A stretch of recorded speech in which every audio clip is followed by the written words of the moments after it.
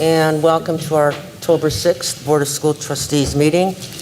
At the first part of the agenda, we are going to have our public hearing on 2021 proposed budget. Superintendent Miller. Thank you. The state guidance on this is that there is a public hearing on the budget, then a 10-day waiting period before the school board can vote on the budget. Item D, public comment, you did not have to sign up for, so if anyone is interested when we get to that point to speak on the budget, you may come up to the microphone at that time for item D. But to begin, we have Matt Reese from Raymond James. President, Trustee Mamala. Oh, I'm sorry. Thank you. Point of order. I can't hear you. You all went ahead with the meeting without me, and you know I'm in the building. What are you referring to? Did you do a roll call? Am I counted as absent? Or what? We don't have to. We looked up how this has been done in the past, and it was done in the exact manner that it is before you, and there's not a separate roll call for this meeting. Thank you for the clarification. Okay. Thank you, Superintendent Miller, members of the board. As Mr. Miller mentioned, tonight's a statutorily required public hearing on your budgets, the capital projects plan, and the 2021 through 2025 bus replacement plan. To give you a brief overview of the budgets for 2021, you'll notice that for 2020, our budgets totaled a little, just under $140 million for our funds. In 2021, we're proposing a budget of $138,772, 116 broken down. You'll see the big reduction is in the education fund, which we'll get to here in just a moment. And moving forward,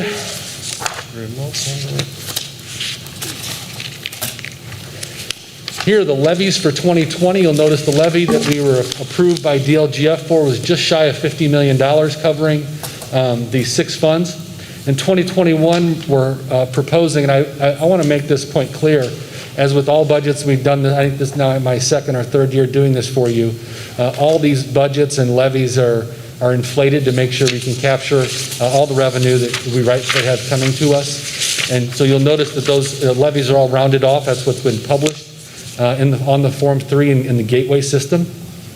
So the levy we're asking for is $55.38 million. I want you to point out just a couple of these, though. The debt service fund at $19 million, that looks like a significant increase. We'll talk about that in a second when we get to the debt service fund. And also the other one is the operations fund at $14.5 million. You'll notice the significant reductions in those levies due to the protected taxes, which we were able to accomplish in 2020. And as we're forecasting, we'll be able to accomplish in 2021 as well. Due to the circuit breaker losses, we can spread out among those funds.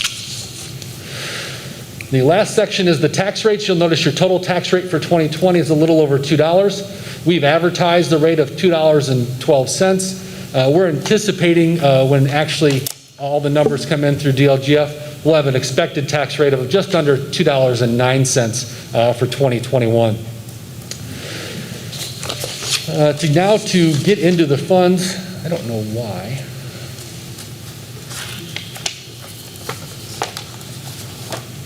Here we go.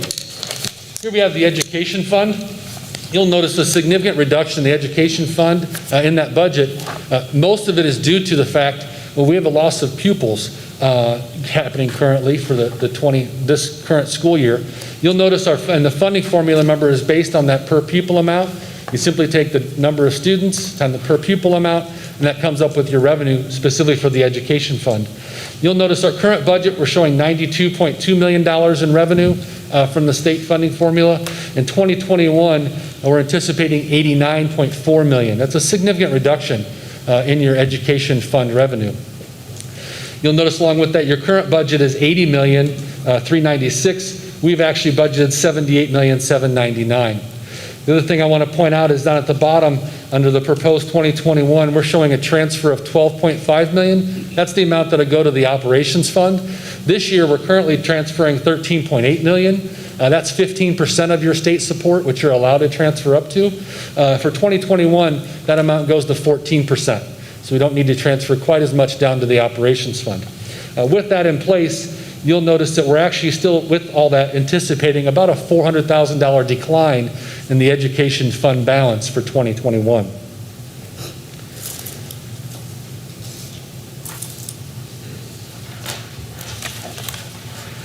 For the operations fund budget, remember I told you that number in the operations fund levy was about $14.5 million for the levy. You'll notice here that we're anticipating collecting in property taxes only $10.7 million.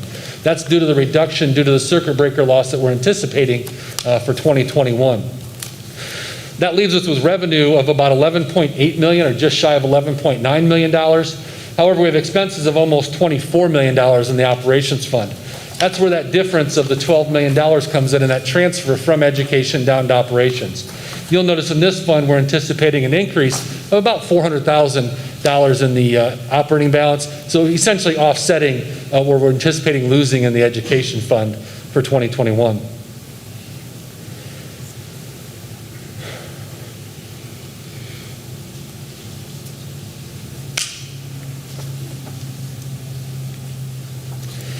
This is the referendum operating fund.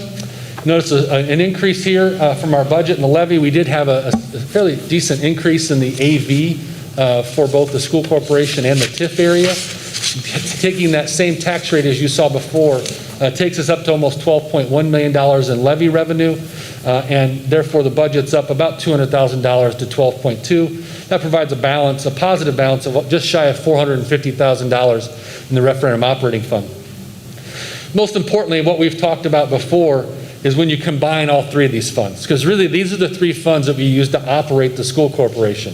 All the debt's pulled out of this. It's just what we use, education, operation, and the referendum operating, to actually run the school corporation on a day-to-day basis. So I provide this to you for information because it really gives you a better picture of where we're at for 2021 moving forward. And again, you'll notice we're positive $485,000 in 2021, getting our total estimated cash balance up to $7 million. Now, $7 million may sound like quite a bit, but I want to point out that's just over 6% of your anticipated expenditures for 2021. A minimum amount you should be at is about 10%, which would be about $11.4 million. It's recommended that you're between 12 to 15%. We still have some work to do on our operating balance. We're getting there with our performance so far in 2020, but we do have some more work to do in 2021 to get that accomplished.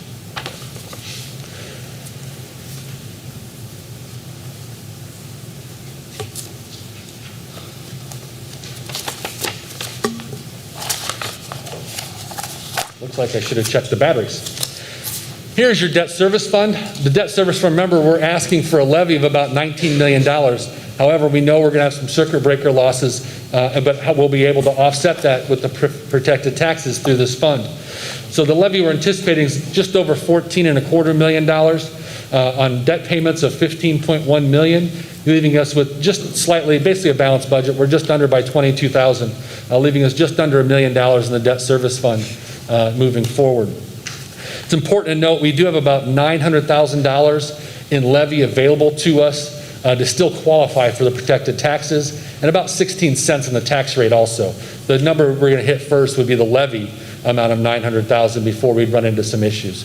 We need to stay under, I think it's 19.9 million, somewhere in there on the levy amount.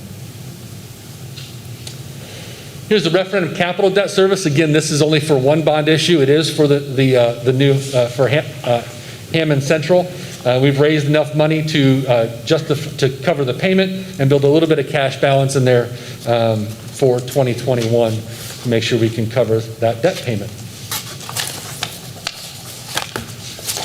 The severance pension bond fund, you'll notice this one, we've talked about this through our previous monthly reports. We are anticipating being negative in that fund at the end of 2020. We'll do a short-term loan to cover that and then move the money right back out of that fund once we get into 2021. This raises enough to cover that shortfall and get us back in the positive for 2021. It's a small fund. This bond, pension bond, will be paid off in 2023.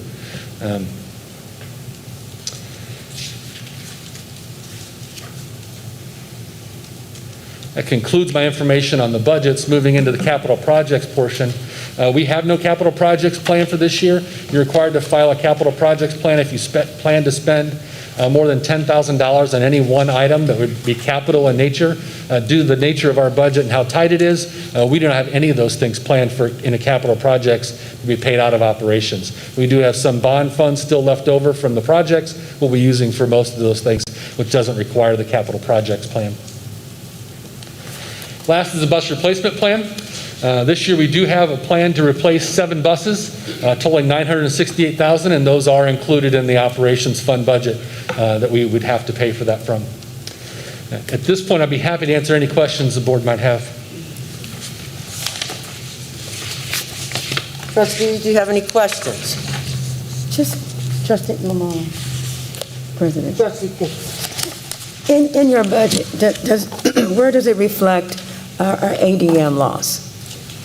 If you go to the education fund page, Which one, sir? you could go to a number of pages. Let's go to the one that combines all the funds. It's really in the education fund, but it would require me clicking this remote about 8,000 more times to make it work to get there. Here you go. You'll notice here the state and federal line of the budget in 2020, we're at $92.2 million. In the proposed 2021, that number dips down to $89.4 million. So we have a reduction of $2.8 million in the funding formula into 2021. It's important to note that that is truly an estimate. The second half of 2021, we don't have a formula for yet. We've assumed a flat line of the per pupil amount for this 2021-2022 school year. Given the state of the economy in Indiana and where the state finances are, I think that would be wishful thinking at this point. But I want to remind you what we're actually doing here in this process is we're setting your budget a not to exceed amount that we can't spend more than. So if we were to actually go in and reduce that possible revenue loss and therefore go in and make cuts to our budget at this point, you now would be in a position where if they didn't cut the budget, you don't have enough appropriation or the ability to spend, lawfully spend, we'd have to come back to you and ask for an additional appropriation. So what happens in this process is we build the budget on what we are considering the best case scenario, and as we come in, we can just spend less than what the budget allows, and that doesn't require any board action to do. Well, as Mr. Miller indicated, if we had any questions, we have 10 days. So I will be sitting with someone to further explain all of this. Thank you. Madam President, Trustee Zulno. I just have one question for you. On the education fund budget, for tuition and fees, we're showing $230,000 more than the previous year, and expenditures under students, almost $1 million in difference. How is the declining enrollment affecting these numbers? So the tuition and fees line going up by 230 is a better reflection of actual revenues coming in. The majority of that, in fact, I believe all of that, is the transfer tuition we receive from the Career and Technical Center. That's what provides us with those tuition and fees from the other school corporations coming in. We're trending ahead. It would dip down a bit, and now we're back at a little higher amount with more students coming in. The student line is in there. We've had an uptick more than what we budgeted in the previous year. So there is there's a significant amount of change in that fund. Obviously, we've planned for the closing of the middle and high schools, Clark and Gavitt. That's built into this budget, but we also have some other expenses going on. I think a good way to look at it as well is when you look at that total number, that 9.6 to 10.6 number is still about $1 million in there in the education fund. So that's where that increase is coming from. Students doesn't imply it's student support services. So anything paid out of a specific, any account lines in there. I believe I think nurses may come out of there. That's a student support function. So think non-teachers come out of there. Some of your psychologists potentially from special ed, other functions like that come out of there, not direct classroom instruction items. Thank you, Matt.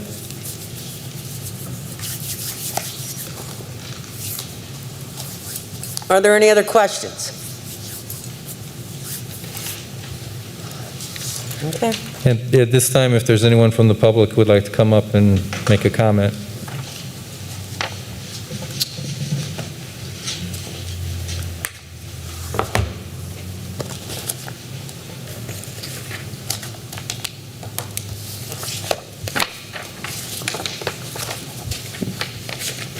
So we've had 3 years of extra money coming in and trying to balance the budgets on, and we still have no capital projects fund. And you need to be asking, how far back does this go? You need to be knowing what we need to fix. So you're closing 2 high schools at the end of this year, high school, middle schools. And where's the plan for the infrastructure improvements for Morton High School, for the influx for all those students? I've talked about Eggers and Scott, the ingress and egress. I've also talked about Scott, where I've been in that building volunteering with 950 kids. You can't fit them. It's shoulder to shoulder. The students don't have enough time for lunch. That's not built into the budgets because you have no capital projects fund whatsoever. We used to have Dr. Schweitzer come in here, and she would go and have, this is what we're trying to fix for next year. But you've got nothing. Nothing whatsoever for the public, and you're going to close these schools, you're going to redistrict, and people don't know what's going on. So the other thing I'm not seeing is, what is your plan for taking care of that loss of students for ADM? So you've reduced the budget, but when Mr. Miller came in the first time, he says, okay, we're going to cut so much in aides, and we're going to cut so much in teachers, and we're going to cut so much in administrators. Well, this year, some of those administrative positions that we hadn't filled, we're now seeing filled. This budget is extremely worrisome because I don't see the plan where it's going to get there, and we need to be doing something more ahead, and the capital projects is the most bothersome because you cannot stuff these kids into these old buildings and make the haves and have-nots worse again. We got things better with the new high school, but we need to be budgeting capital projects to make these schools so the have-nots are no longer with us and everybody has an equitable building to go to. Do you mind cleaning off the mic, Ms. Murphy? Thank you. The governor opened up the state. You have your local rules, and these are stuck. Thank you.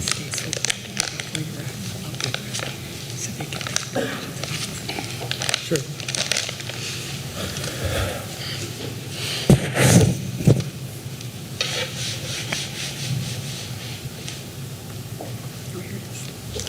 Trash can.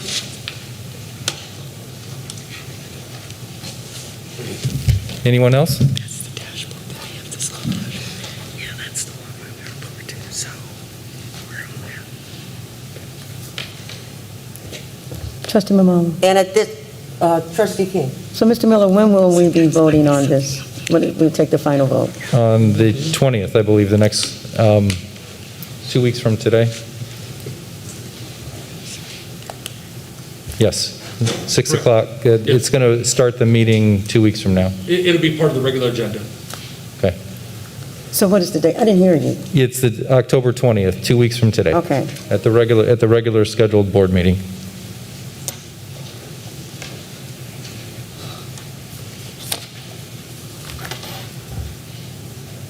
And that concludes the meeting on the public hearing on the 2021 proposed budget. Now we'll convene our regular meeting. Again, welcome to our October 6th Board of School Trustees meeting.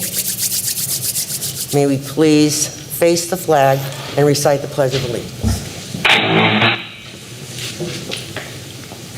I pledge allegiance to the flag of the United States of America and to the republic for which it stands, one nation, under God, indivisible, with liberty and justice for all. Thank you.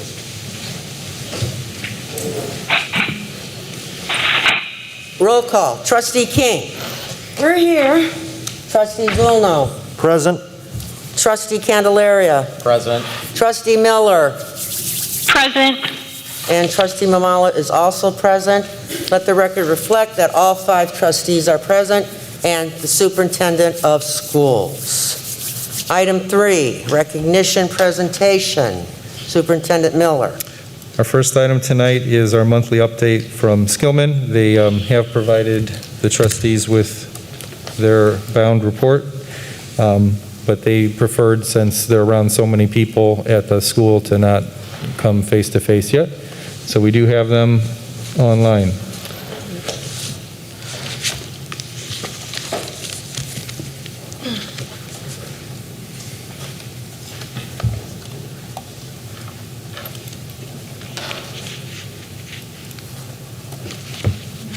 Good afternoon, everyone. Can everyone see my screen? Alrighty. Yes. go ahead, Everyone's David. having a joyful and safe beginning of the week. I am honored to be high school board proctor. As usual, we have the table of contents. David, hold on a second, please. Yes.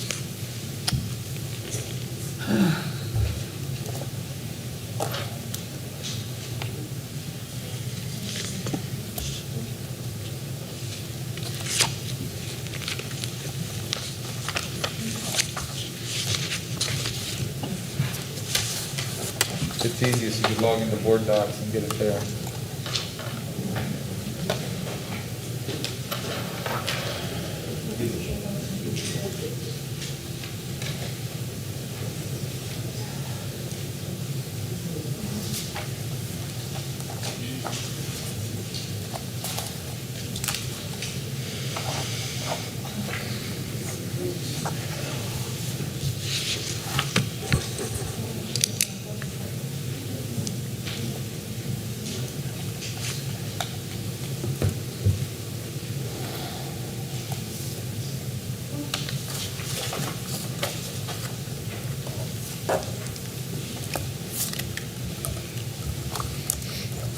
All right, David, we've got it back up. Thank you. Alrighty, so resuming. Going over the table of contents. We have your key plans as usual, some photographs, next 4 week purpose, milestone dates, current on-site diversity, and the budget update.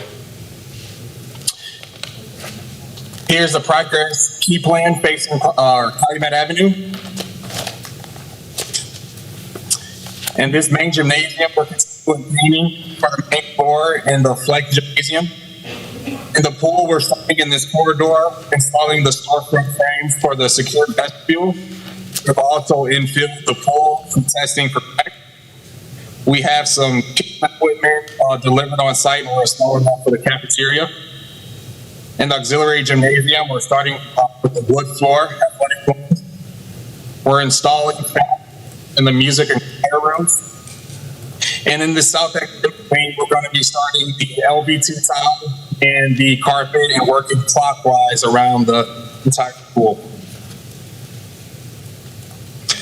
This picture shows the commemorative pavers for Clark and Gavin High School. So whoever would like to sign up courtyard, this corridor leads from the cafeteria to this outside courtyard area. This picture shows the radiant storefront for the chill room. This is adjacent to the cafeteria for any type of lounge. This is the beginning stages of the athletic wood flooring for the auxiliary gymnasium.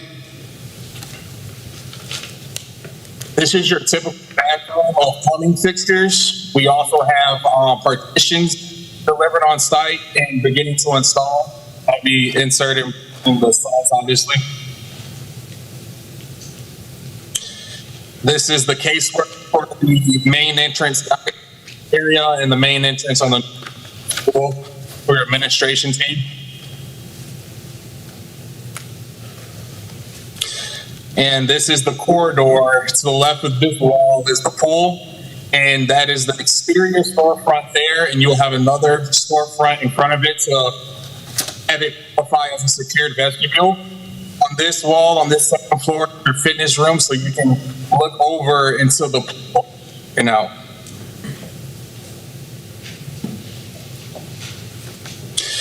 This is Unit J, the pool. We then fill with high water, and we're just testing for any type of cracks or leaks while we're letting the water sit, and we're going to address those leaks or any.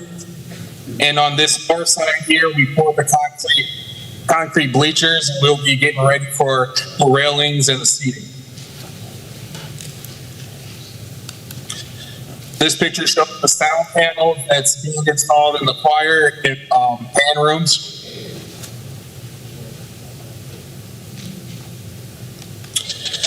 This is on the third floor, Unit C, the media center, and we are starting the interior storefront frames and glazing. We also have exterior or interior frames here with aluminum doors.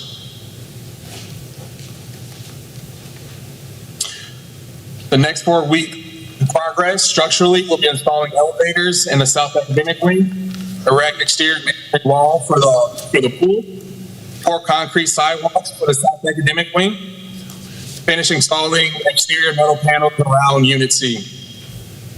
Interiors, glazing for the radius storefront in the chill room, construct auxiliary gymnasium flooring.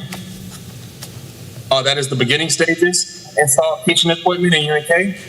Install auxiliary gymnasium flooring, the maple flooring that's of the prep work that I'm starting now. Continue residence flooring throughout the building.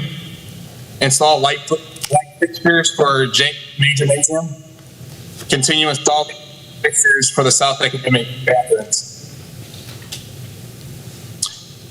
The milestone dates: we finished exterior glazing on July 2020. We've completed the whole structure of August of 2020. The bid date number 3 with athletics, amenities, and fields be December, January, and the bid date 4, which is the existing school and the parking lot, will be January and February of 2021 bid date. For the current on-site diversity for the month of September, we have 42% minorities working on the job, and we have 25% Indian residents on the job. As usual, we have your daily backup information.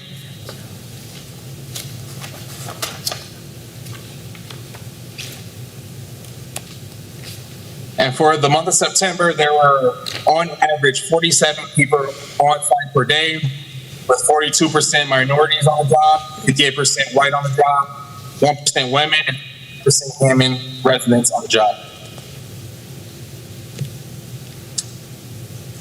For the budget update, there have been no surprises as of yet. We are currently 75% done with the bid package number 2. And we also have carpet and LVT top website that we will be installing clockwise as discussed in the PowerPoint. Are there any questions?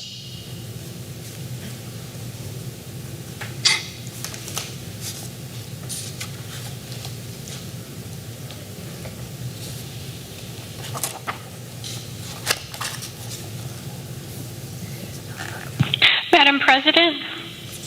Trustee Miller. I do have one question. How do you feel that we're doing on our timeline to completion? Are we ahead? Are we just right? Are we behind? As right now, we're right on schedule. We're starting the interior finishes, the flooring. The flooring guys are right now prepping that. We're starting the gym floors. We have gym equipment in, and for bid package 2, we're right on schedule. Great. Thank you very much. Trustee Monroe. Trustee King. In regards, considering what we're going through with COVID, are there any additional safeguards and for the building that we're putting in? I talked last time regarding those special filters that the CDC is talking about. Are you all considering that, or what have you done, or are you considering doing anything regarding the COVID for any additional safeguards for our kids and staff? As of now, we do have those filters installed into the school.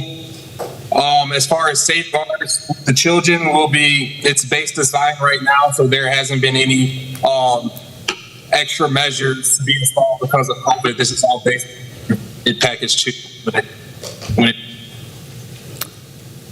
And I guess my pet question is regarding, well, before that, the medical center, health clinic, how far are we moving along with that?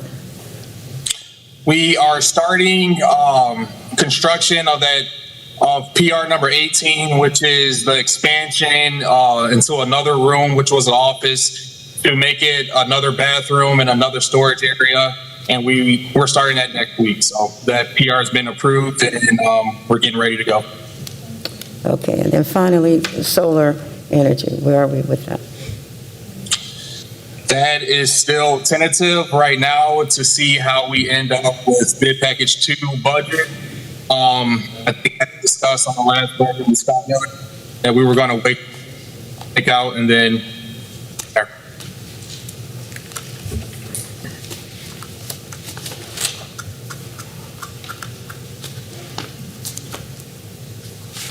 So that, on that.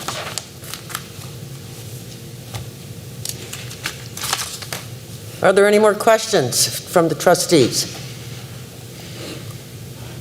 Well, I guess one question, are we meeting we are meeting our budget in terms, we're not going over our budget. No, ma'am, we are not. There's been no surprises, and right now we're trending nicely. Okay. Thank you. Yes, ma'am. Thank you. Just to add a little context to that, he didn't state anything incorrectly, but if the athletic plan that I've proposed and the deal with the city goes through, much of the, if not all of the contingency money in the remaining budget will have to go to those items. So he's correct that everything with the school proper is under budget actually and moving ahead, and we've been able to build up a contingency. And we don't anticipate some of the most costly things that can come up in a project. We've already passed those milestones. But if we're going to end up putting a softball field, a baseball field, and a football field with a track on this property, which certainly would be my recommendation, to have the athletic facilities on site instead of having to bus kids off site for some of those events, it is going to take some of the additional money to get that done.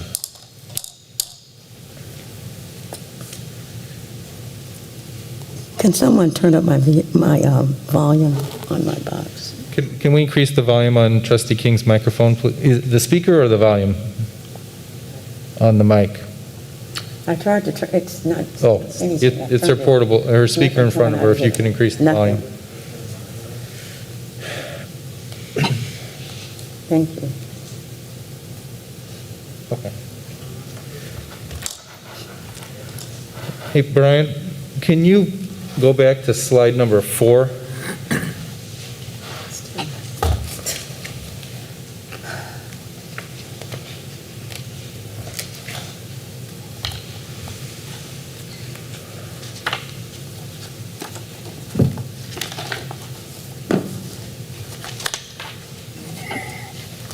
Okay, thanks.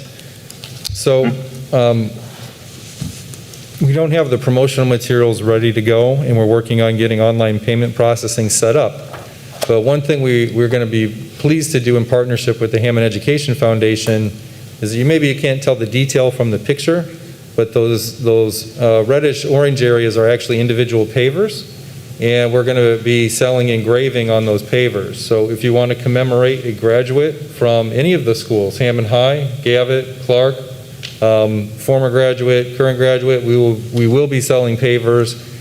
We can remove them pretty much easily anytime, so we'll have a window open hopefully pretty soon for people who would like to commemorate perhaps a loved one or a family member on this. So just wanted to make that pre-announcement, and hopefully we'll be able to do that in full in the next month or so once we get the details ironed out for that.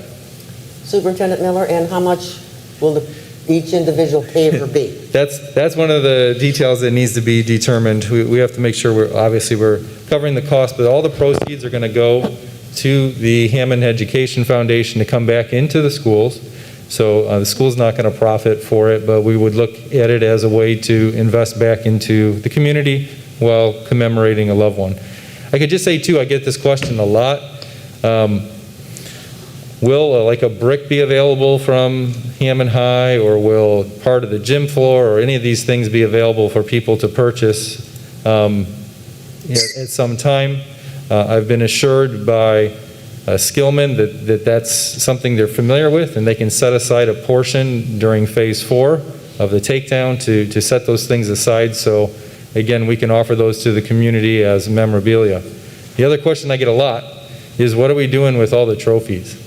And we've had meetings about this, and the way we're moving forward with it is each of the 4 high schools under the direction of the principal, is assembling a team with some alumni and some current students to identify the things that best represent their school that are going to go into the new schools.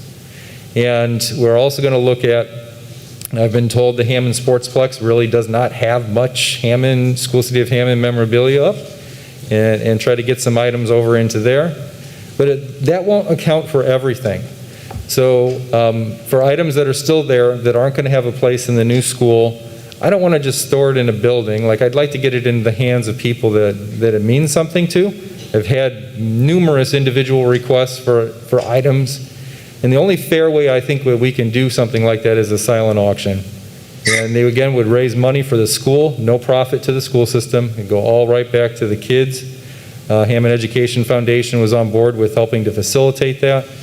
And so if there's an item that you want, you come in, put your price in, put it in the thing, and will be awarded to the person who bids the most, and then money's coming back to the kids. So that'll be more closer to the spring when we have a silent auction, but that would be my recommendation on a fair way to make sure that everybody gets what's not going to be going into the new schools. Because there's so much of it. I mean, there's literally 100 years worth of memorabilia in some of the schools. So there's not a place for all of it. Sorry for the little aside there, but those are all things that kind of go along with ways that we're commemorating and looking at giving opportunities for people to have a piece of Hammond history. Trustee Malone. Trustee King. Mr. Miller, in terms of I'm assuming you're having committees for this. How do someone get on a committee if they want to be part of this process? The principals are selecting the committees. The principals. No, they're the leaders of their building, so yes, they're the I ones. simply said the principals. Good idea. That's a good idea. I did not need any. Okay, I'm sorry. So I can just, if anyone who wants to participate, just simply, they can could they contact the principal if they so wish to? Or is it strictly the principal? The principals are the ones choosing the committees. I have no issue with any community member contacting a principal over this or anything else. So if someone you. would like to participate, for sure, yes. Thank you. Of course. If I may intervene, if any of the board members or Superintendent Miller would like to get a closer look at the pavers, the kitchen, black box, the gym, Chris Mucheski, Larry Gutierrez, and I are on site every day. So if no, we could schedule a walkthrough.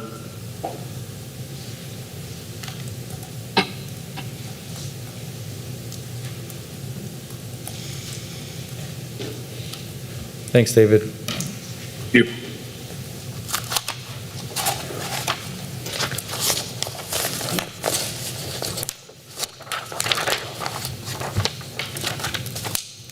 Well, this thing is dead.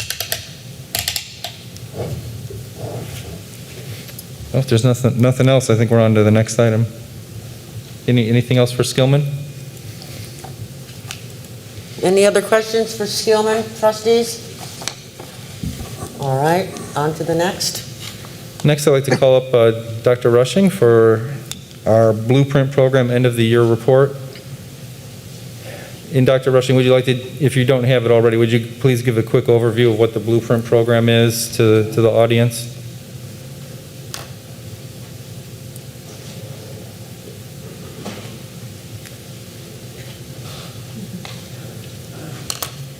Good evening, Board of Trustees and Mr. Miller. I want to provide the end of the year report for the Blueprint. Blueprint program is a program that's offered at our high schools, and it's a program that prepares our students for higher ed and for their future careers. So it's taught by a teacher in each of the high schools and supported by the Hammond Education Foundation. Okay. All right, so the end of the year report. So this is for 2019-2020. There were 120 students served. There were 8 instructors over the 5 high schools. So we included the Area Career Center University also in there. The Blueprint students, they submitted at least 929 college applications, which is about an average of 8 applications per student. So out of the 929 applications, 72% of those were in-state. So we're working to make sure that the students have a balance of safety, match, and reach schools. So the safety schools are the ones that they pretty much know they can get into. It may be a school where they wouldn't have to provide a residence dorm or something like that. A match school is a school that is the best fit for them. And then the reach is the one that they would like to get in. It's a little challenging, whether it might be financial or academically, scholastically. So over 80% of the applications went through the Common App, and or 32% went through the individual school's website. The FAFSA rate at the time of winter break was 85%. So they did a good job with that. The resource bank of materials, they have a lot of veteran teachers. So the teachers have stayed. We've had a few new teachers. There's a new one at Morton, and last year there was a new one at Hammond High. But they have a great resource of materials. Fulcrum Education Solutions is supported by Chris Carlson. And he visits the schools regularly, works with the teachers. He's come up with the curriculum to help so that there's some continuity across the district. We collaborate. Chris and I, we actually met today virtually, and he's collaborating with the teachers. He did a lot of that last year, going into the building, actually working with the students, speaking with the students. So he's a vital part of the program. So he's doing the coaching, support, and capacity for the teachers. So his actions, like I said, it's coaching, visiting the individual classrooms, collecting data. He has trackers for scholarships and FAFSA applications and college rep visits. He's built a couple of customized data dashboards and materials. And he's fostering a communal sharing. So there's a resource time where the teachers get together and they meet and they plan. There's a high level of feedback for students around the material. So there's about 79% engagement across the board since COVID pandemic has started. So each student's situation has changed. Some students decided they were still going into higher ed, but they weren't going away. Due to economic resources, having to help with younger siblings, there were a lot of things that came into that, and so a lot of emotional support was provided for them. So we tried to keep that matriculation data on them. And we work with the Hammond Education Foundation as well as NAEP 4. He's working with the college persistence program. So post-COVID, as I mentioned, we've continued the weekly office hours, one-to-one virtual meetings. So he'll meet with the teachers in a group, but he'll also meet with them one-to-one virtually. There was a summer planning. Social emotional learning is a priority. And engagement of students, and so we try to work with them if financial appeals are needed or if their plans have changed, to be able to make sure that they're secure and at the right university or college, because not only do we want them to enroll, we want them to graduate. So currently, for 2021, we currently have 80 students. We don't have any students at the Area Career Center University right now, but I'm assured we will have seniors in the second semester.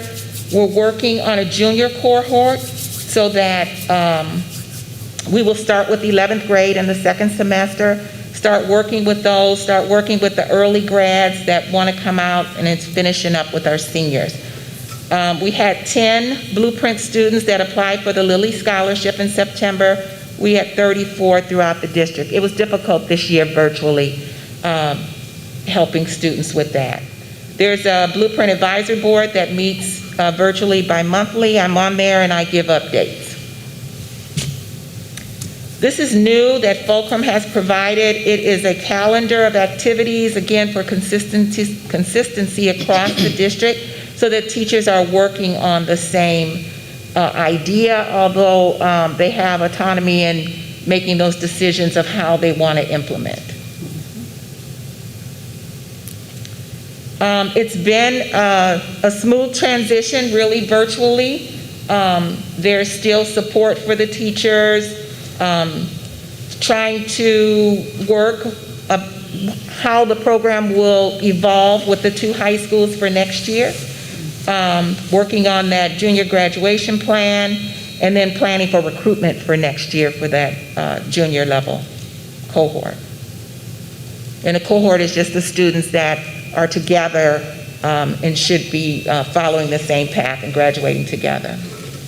So we continue to virtually deliver instruction, working with SAT and ACT test preparation. The students do know when the testing is taking place, that junior Blueprint curriculum, and taking advantage of all the virtual college reps and college tours that we can find to help students.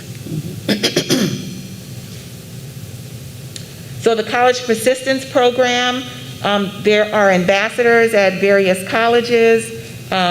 Nate Four is working on that. So we have students that are reaching out to students that have graduated that are already on the campus and trying to find out what they need. One of the biggest concerns last year was fitting in. And so if we can have a student that can work with them, someone that they know, hopefully it will help get them through the program. So they've created a GroupMe app and been communicating that way, and the ambassadors are taking care of that. Next slide. And that's it for the report. Thank you. Questions? Are there any questions? Trustee Mamon. Trustee King. Dr. Russian, when will this program be expanded to all of our students? The goal, we talked a lot about expanding it this year.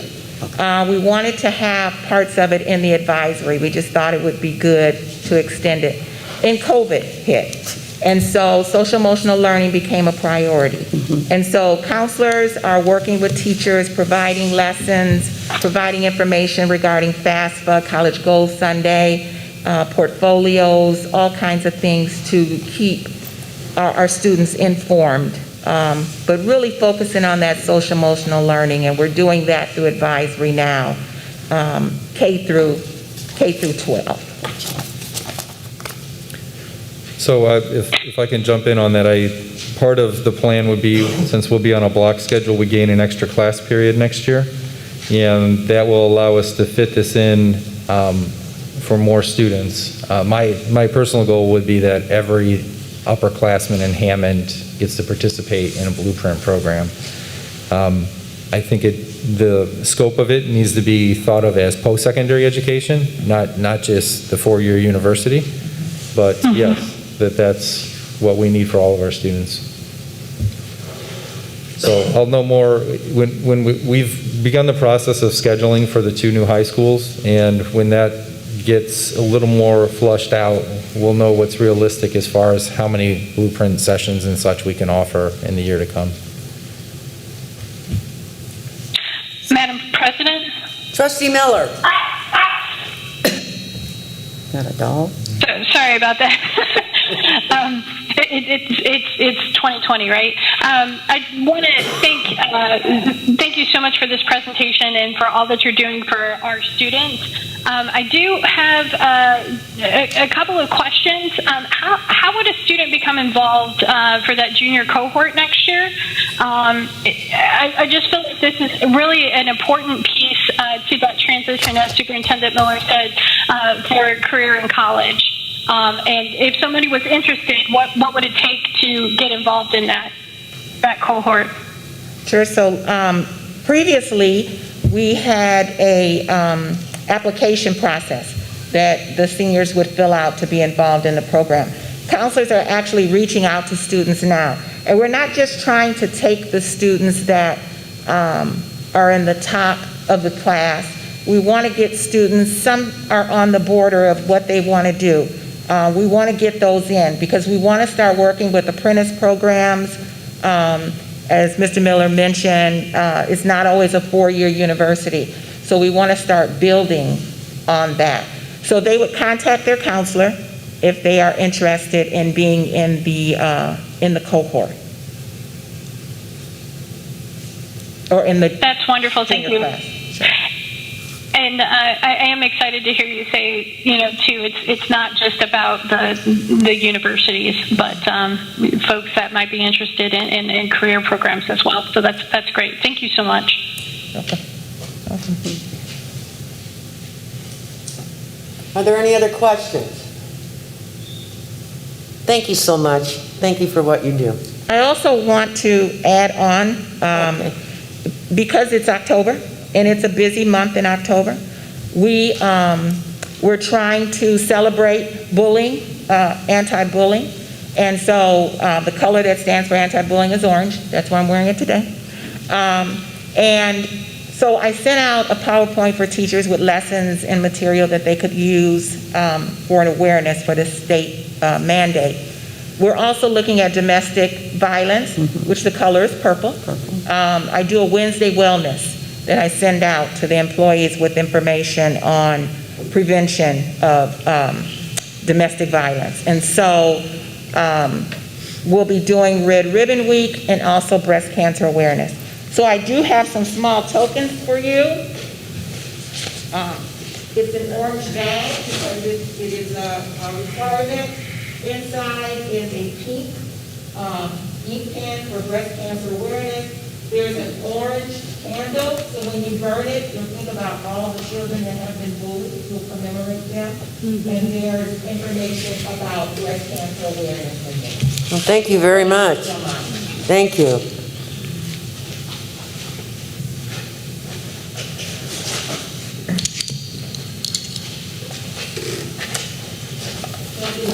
Because I borrowed it. I know the feeling. Thank you again.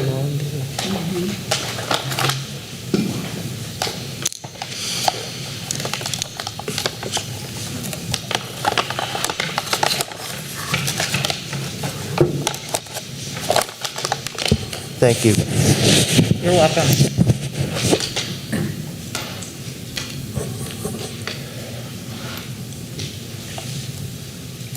Our next presentation, item C, is about Class Catalyst from Geminis, and we have Rob Philibert, co-founder of Class Catalyst. Should be oh, you're here. All right, thank you. All right, great. All right. It's all yours. Good evening. I'm Eric Evans. I'm the Director of Prevention Services at Geminis Corporation. And so in partnership with Mindful Practices, I want to introduce Mr. Rob Philibert, who will be introducing you all to the Catalyst program, which you will be exploring a memorandum of understanding with Geminis to look to bring this program to all of your middle schools here throughout the district. So I'm going to turn it over to your presentation on Catalyst. Hi, how are you? I'm going to share my screen. Hopefully this works. I'm going to move this.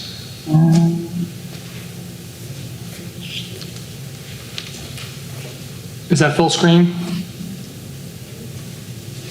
Yes. Well, see my screen here?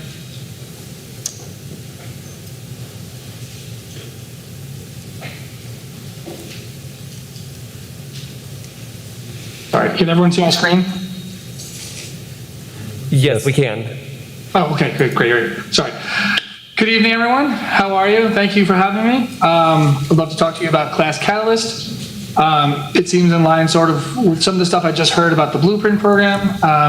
So let me walk you through what Class Catalyst is.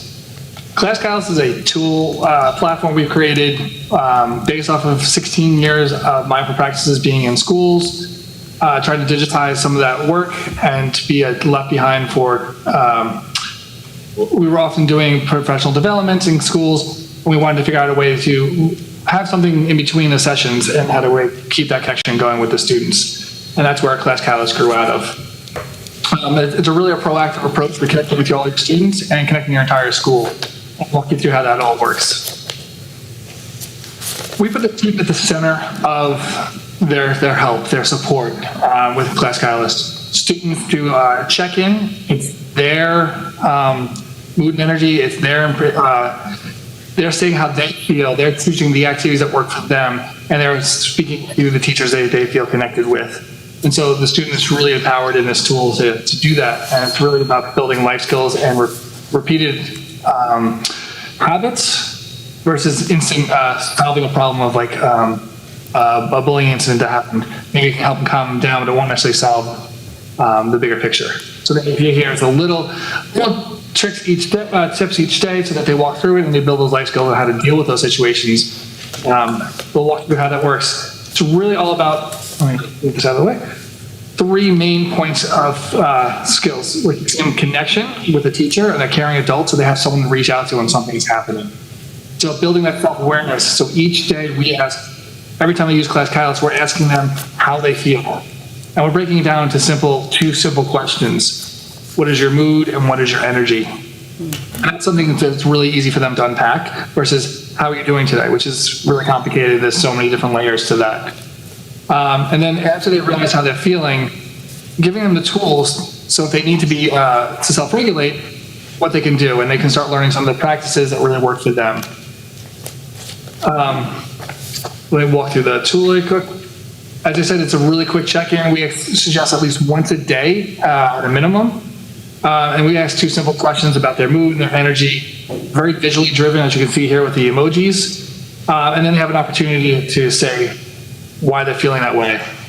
30% of the kids are filling this out with something every single time they check in. And that ranges from a meh and an emoji back to real life situations. This is really because they reach out and they want to reach out, they want someone to hear them. And the great thing about this is when teachers have the ability to reply, it really builds out practices to choose from, and they can start learning which practice really works for them. On the teacher side, giving actionable insights, live data, the pie chart you're seeing here in the center that looks like, that updates as the students are checking in so they can quickly see where their students are right away, and the column on the right-hand side is those notes, those 30% of the students who are writing notes will go right there. And that's all in a triage format, so the kids who didn't reply, the teacher can easily see that, followed by the ones that are not yet ready, the ones that are a little off. Too tired, too hyper, too anxious, whatever that is, and then hopefully if they explain why, there's a place to talk to them and reach back out to them. And that ability to reply is just a one-time reply, it instantly goes right to the student. It's not trying to replace any other form of communication, but at least giving the student the ability to know that they were heard. This is one of our schools in Michigan. This is the AP of Ring Louder School.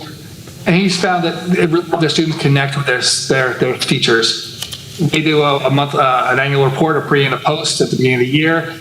And they had some really great numbers.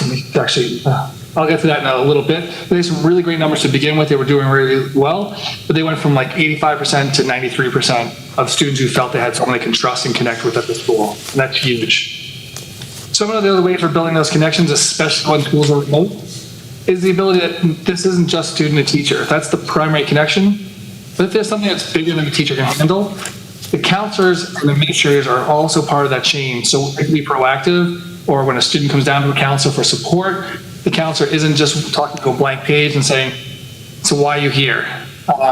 They can also see the report that the student has stated from their own perspective and really start that conversation proactively. Another key thing is watchwords. If you have 30 students, they're writing notes. Some teachers were concerned that they might be missing some really important stuff. We have a list of words that are both low and higher importance that will ping the teachers with desktop notifications if the student states them. And then lastly, we also have, if 70% of the kids aren't responding, and there's a kid who's usually good and they seem a little off, there's an ability for the teacher to start that conversation using Class Catalyst. So I noticed you're not feeling the way you usually do, what's going on? And so, or usually talk, and, so there's a way to start that conversation, to initialize it. And then lastly, to support schools, we offer now a SEL on-demand library. And this is broken up into grade bands, early childhood, elementary, middle school, and high school. And there are videos ranging from 3 minutes to 15 minutes that have these practices, especially when the teacher isn't there in the class right in front of the students, to show them how to do this. These are great movement breaks when the kids are also sitting at home for all day and in front of the computer. The watchwords notifications, again, if you have desktop notifications, this will pop up even when Class Catalyst is closed. It's great. Great for keeping teachers informed. And on the right-hand side, you can see that there highlights the yellow and the red. The importance. And then SEL content is not just for students, it's also content for the teachers, like professional development courses. And we also offer those professional development courses to your paras and your support staff, so that, because SEL shouldn't just be on the shoulders of the teachers. And so there's content in there for educators as well. And then weekly, there's a calendar of live events that were going on, so town halls and other support content that's a little bit more live and relevant to what's going on day to day. Just quickly, we suggest using it at least once a day. There's a couple of really great times to use it. It's in the morning, so you're proactive, knowing there's a problem before too much of the day goes by, and during transitions. And then especially with kids being remote, as needed. Are they sitting still too long? Are they getting restless? And you can't really tell because they're on a webcam, or maybe they even have their webcam turned off. So get to that opportunity to check in and take care of their own needs as necessary. So one quick thing on data. Efficacy is really important to us. We started with research with Chapin Hall before we even launched the program, and we ran it for about 3 years before we actually went public with it to verify it was working and effective. What you're seeing here is an urban school here in the Chicago area. And the bars on the left, the light blue ones, are the Those happened in September, in the course of 5 weeks averaged together. And the darker blue ones are 5 weeks in February. And what you're seeing is that mood and energy, there's definitely a lift there, but the really important one is when the mood and energy, if a kid is too hyper but they're in a good mood, they're still not going to pay attention. So the optimal condition is when their mood and their energy levels are both there so they can learn. And there was a 23% increase in those 5 months. The rest of the year, actually, for that same school, actually continued to go up. It went up to almost 27% increase. And one of the big factors here, we looked at dissecting the class in the data by age and grade. The biggest thing we noticed was actually males, the boys, actually learned to self-control a lot better, and that was the biggest lift. Going back to Niles, this is the data I was referencing. So there are a couple of these charts. Having at least one adult they felt they can comfortable talk to if they had a problem, they were doing really well with a 78 and 79%. And then when Class Catalyst kicked in, it jumped a little to 81. That test was taking a little in like September, October.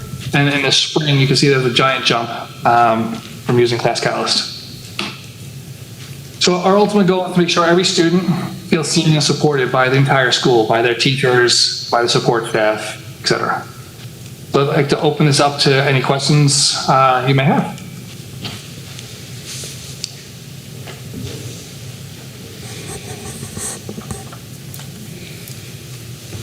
Madam President? Trustee Miller. I'm just curious, how compatible is this with mobile devices or a tablet, or is it desktop only, or? Sure. The student version is totally mobile friendly. They can check it on their own devices. We also support things like Google Classroom, so the single sign-in can go right through. But it works in Chromebooks, desktops, iPads, and mobile devices. Wonderful. I commend you for that. Thank you. That's not an easy task. So. The teacher interface is larger, and that is designed for a desktop view. But yes, the student access is totally mobile friendly.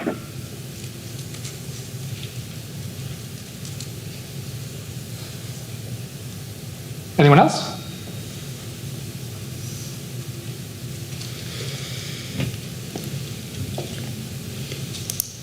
Are there any other questions?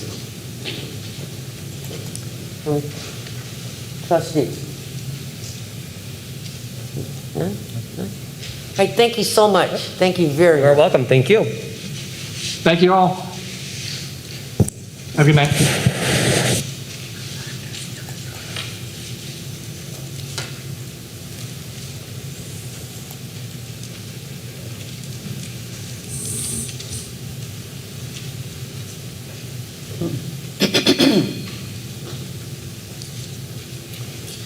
Brian, can you go ahead and pull that up?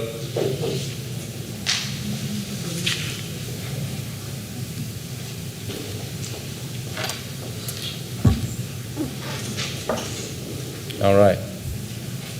So I'm up next. A few things I just want to say before I begin the presentation. It's been an interesting 24 hours. I will say that. Probably received 50 to 60 emails from teachers on their feelings about reentry, and I can summarize them probably in one sentence. Don't do it before the end of the first semester.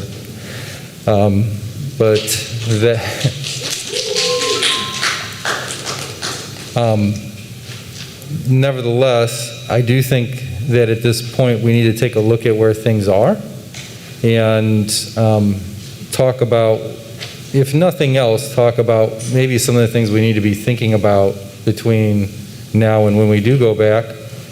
And why would I even bring it up? Like, what would be a reason why I would do that? And it's certainly not to upset teachers. Like, it's certainly not my goal is to upset any staff. But let's go ahead and get started. This is available on board docs in public as well.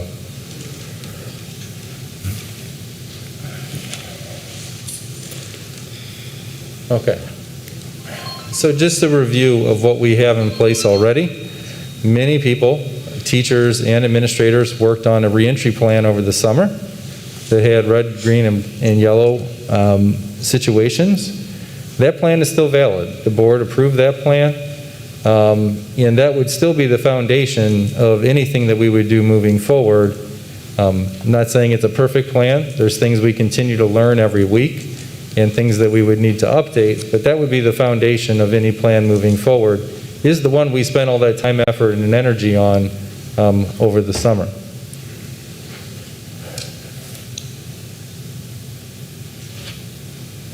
Yep, full-time e-learning was an option for all parents regardless of which color School City of Hammond was on, whether we were green, yellow, or red. That was one of the core components of that. Just to review the Lake County Board of Health recommendations, they declined to do a directive because they recognize Lake County is quite different from north to the south, as it is from east to the west. Here are some highlights I made back from the presentation in early August. They recommended elementary should be in person while wearing a mask and being 6 feet apart. Middle and high school should have 6 feet of social distancing, and if you can't do that, you should be hybrid or online. They recommended band, orchestra, and choir not to commence in canceling fall sports. So we've done some of that. We've kind of blazed our own way. You know, we reinstated fall sports, but we also didn't follow, the recommendations for elementary. We decided back in August the best thing was to do e-learning for the semester. This was the other thing that they had there. They added a level, orange. But when you're looking at the positivity rate, we would be right now, and I have the updated data, we would be at the yellow level, which elementary would be in person, secondary would be hybrid, according to the Lake County Board of Health recommendations. They are not requirements, they're recommendations. Okay, so here's a data update. So the first three numbers are exactly what I showed you before in August. So for comparison's sake, and this data is not updated every day. If you ever go onto the website, it has some data that's pending. I don't want to put pending data in front of you, so this is confirmed data. So you see September 15th, the 22nd, and the 29th. we have had, and this is countywide again, this is not Hammond, this is over the entire Lake County, there has been a trend upward, again, after getting down around September 15th at 4.7%. And what this means is if you take on any given day, the number of people in the whole county who take a test, it's the percentage of those who test positive. So it is affected by the number of tests administered in a day, and the number that test positive. And then the average is just that. So you take that percentage and average them across the 7 previous days, and that's how you get the numbers here. It's straight from the website, though. If you go to the Indiana coronavirus website, you can validate all these numbers for Lake County. Okay, the second data point I gave you earlier in August was, what if we just look at the number of cases, not the percentage, but like the number of cases that are happening in Lake County. And we look at a 7-day running average. So back then, 7/19, 7/26, maybe there was, speculation could be the 4th of July holiday. We saw some upticks and it was starting to come down a little bit.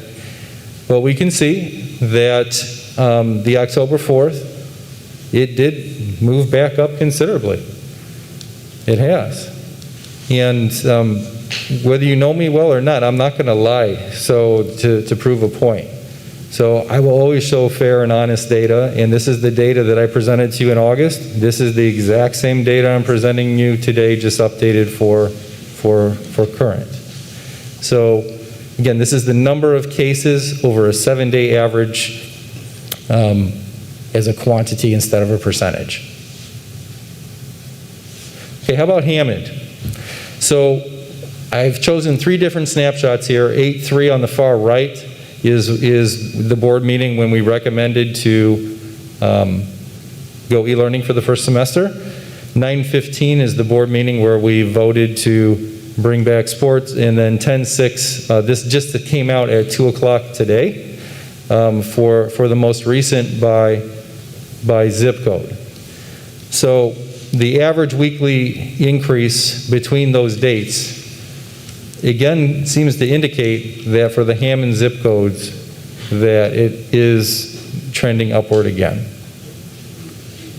As it was roughly stagnant through August through September. There's 3 weeks between 9/15 and 10/6, and you can see the average has gone up from 78 cases to 94 cases. Okay. So all of this would tend to make an argument that things are not getting better in Hammond, correct? Okay. All right. So let's look at 2 measures of student performance. First one is daily absences. So in 1920, a year ago, we were averaging across the district, this isn't any one school, 717 per day, or about 5.56% of all students were absent on a given day. So, whoops, I'm getting ahead of myself. This year, it's not that much different, honestly. So this is a credit, I would say, to our buildings and our staff who have really been working hard to try to get kids connected to the e-learning. The other portion is the one, uh-oh, got closed out there. Can you launch it back, Brian, please? Whoa, I'm not doing nothing.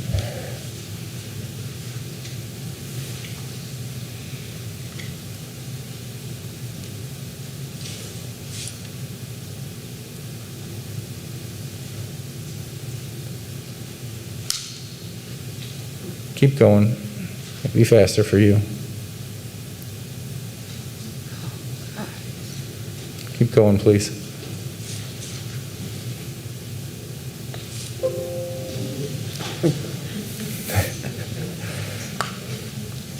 If you just go down to that one slide, and you can start the slideshow from that slide. Next one. Yep, that one. Yep. Huh?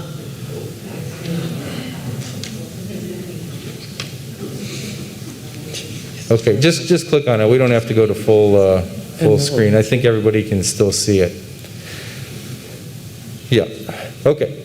So the other half of the equation there is the number of failures issued at this point. Well, What in the world?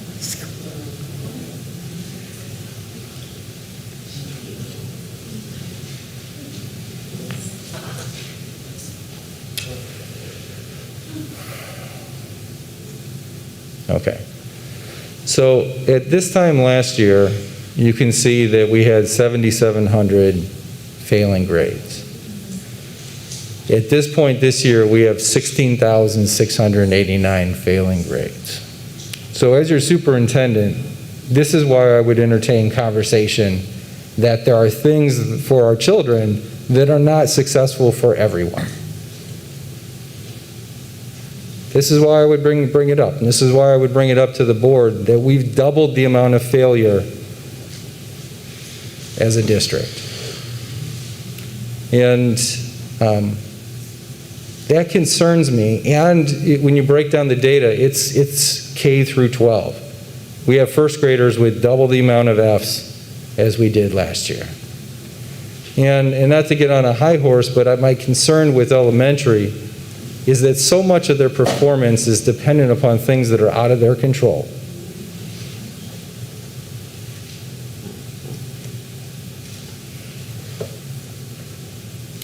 And I'm also concerned about, we talk a lot in this district about social emotional learning.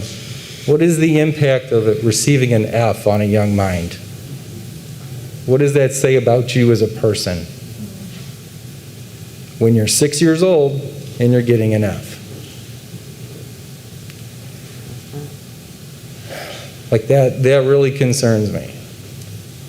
Or if I can use my own example, I have a 6-year-old daughter in Hammond schools who will likely get an A, but that's almost entirely due to the fact that my wife is able to sit with her for 7 hours a day. That's the reality of it. Not everybody has that reality. Not every child does. So that's why I bring it up. That's why I bring it up. All right, we can go on to the next slide. So this is a straight copy from before. These are, because I don't want to ignore anything I said. I said some of these things were unique about Hammond or were challenges in August. They still remain challenges. We have to find a way to get 21 buildings sanitized and cleaned. 19 school sites, 21 overall buildings. Call-offs and lack of substitutes is a challenge. Leave of absence, federal benefit programs. Yeah, we're rarely 100% staffed across this entire district because we're so big. So how do we do this?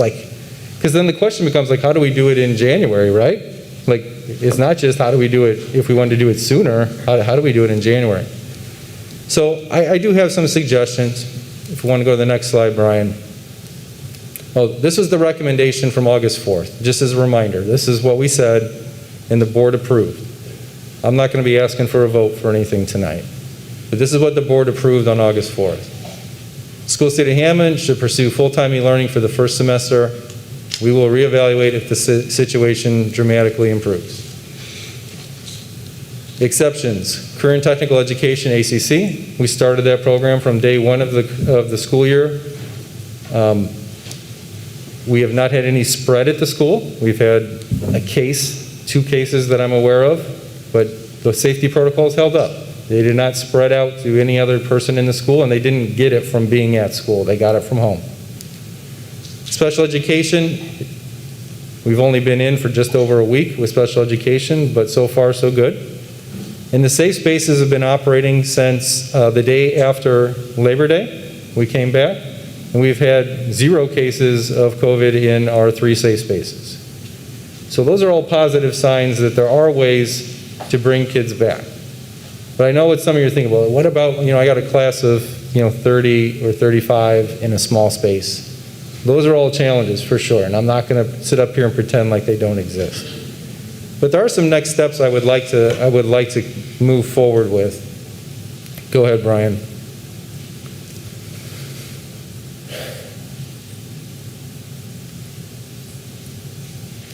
So whether we go back in January or sooner, I think the one thing we have to determine is how many parents want to send their kids back. Because it would be my, sitting here right now, though the board would have to approve it ultimately, it would be my recommendation that we continue offering e-learning to those families who still need it after the January startup. So we need that data point, because it really affects almost all the rest of the discussion.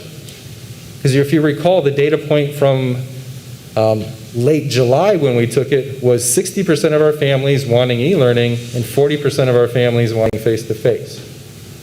Not to make a joke or anything, maybe that's flipped now with parents having to have their kids at home for this amount of time. I don't know. If we look at other school systems, I know they're not exactly the same as us, but they're seeing somewhere between 20 and 30% of their families typically wanting to still do full-time e-learning. So I think that's the next thing to do. And I think that we should ask that question sooner than later, so we kind of know what to plan around. I would recommend a staggered reentry. Here's why. It helps us with some of those challenges that we have, that we talked about, with not having perhaps enough custodial or support staff or things to keep buildings clean and safe, that if we started with elementary, the kids, in my opinion, who need it the most to be back in school, if middle school or high school kids had to come back in after we had that sound and working, they're much more capable and independent to be able to do e-learning for a time to get them back in. I think we need to do a better job of working with employee groups as to what their concerns are and listening to that. Everybody's plate has been really full, and I'm not trying to make excuses, but I think that's something that we worked in tandem with the teachers to develop the plan, but we need to come back and talk about what are the major issues that we can solve. Can we eliminate risk 100%? No. But I think there's something collaboratively we can do together. So I do think the work we did over the summer is legitimate. Fundamentally, COVID is still COVID. So a lot of the work we did in planning to have some sort of reentry, I think, is valid. I think that's the right place to start with the conversation, is to continue to revise that plan. The board's already approved it. We talked about that plan would be revised continually, and I think that's the next starting point. And if we did set a return date, I'm pledging to you publicly that that I would not have it planned out any sooner than 4 weeks from a day the board would vote to do it. So that would give everybody at least a month to plan that out if that happened. But those are somewhat sequential. The step one would be the survey for surveying the parents to see where we're at. If only 50% of our parents want to send their child back, that's a lot different than 80% of our parents wanting to send their child back. And the options are a lot different too. So that's my update. And at this time, I'd like to open it up to questions from the trustees. When you speak Madam about... President, Oh, I'm sorry, Mr. I think one of the issues that we have to look at in terms of a reentry plan is not just a general reentry plan for everyone. Here's the plan. You've got 19 different buildings. Each one of these plans has to be looked at specifically for that location and designed for that location. What happens in your classroom may be totally different from what happens in that classroom. And I think that's extremely important that we get that done. So if we have any chance of moving forward, we would have it all down for that specific area. Thank you. Superintendent Miller, now plans for a staggered reentry. Okay, if we began hypothetically with elementary, then what would be the time frame to phase in the middle? slope? So I wouldn't want to put a date on it right away because I think we need to look and make sure elementary is working. Like that's the thing. Like we need to make sure that we've got the kinks ironed out of it, because part of the plan would be to, like we've done with, when we started the safe zones and when we started the ACC, we overstaffed it with people from buildings that were not being used. We found out we don't need all that staff on a day-to-day basis to have the school be safe. But we could do the same type of things with elementary to get the building started. And then once we see that it's working correctly and we've ironed out any potential issues, then we could look at moving to the next group of students. That's what I would recommend sitting here right now. Because I know that, class size, depending on, and that could be determined on how many parents are still going to keep their, children at home, but I know teachers will be concerned about class size, because they do have some very huge classes. And with elementary, where are you going to put them? You can't put them in the hallway. I mean, but, all right, thank you. Sure. Any other questions from any trustees? Trustee Miller? Yes, Madam President. I do agree with Trustee Zolno. It's not a one-size-fits-all, and that while we have a district plan, looking at how that plan actually fits in the individual school all the way down to the classroom, and I am excited to see that part of this process will be working with the various employee units and seeing how this is going to impact them and what shortfalls they might see, or getting their feedback. I think all those things are really, really important to get it from the top all the way down to the bottom, to do what's best for students, for families, and for our staff. So I'm hopeful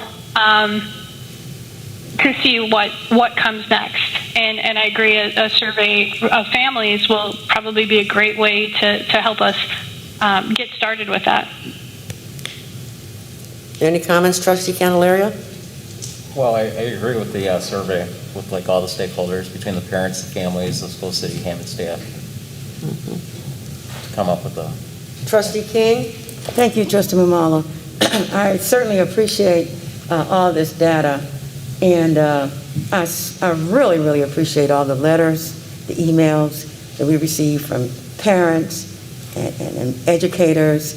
Some of your ideas were incredible, and just finally that you're going to be part of the team and making this decision really makes me feel better, because we're talking lives. I mean, I don't know how many of you all have seen someone die of COVID or seen the aftermath. I have. It's ugly.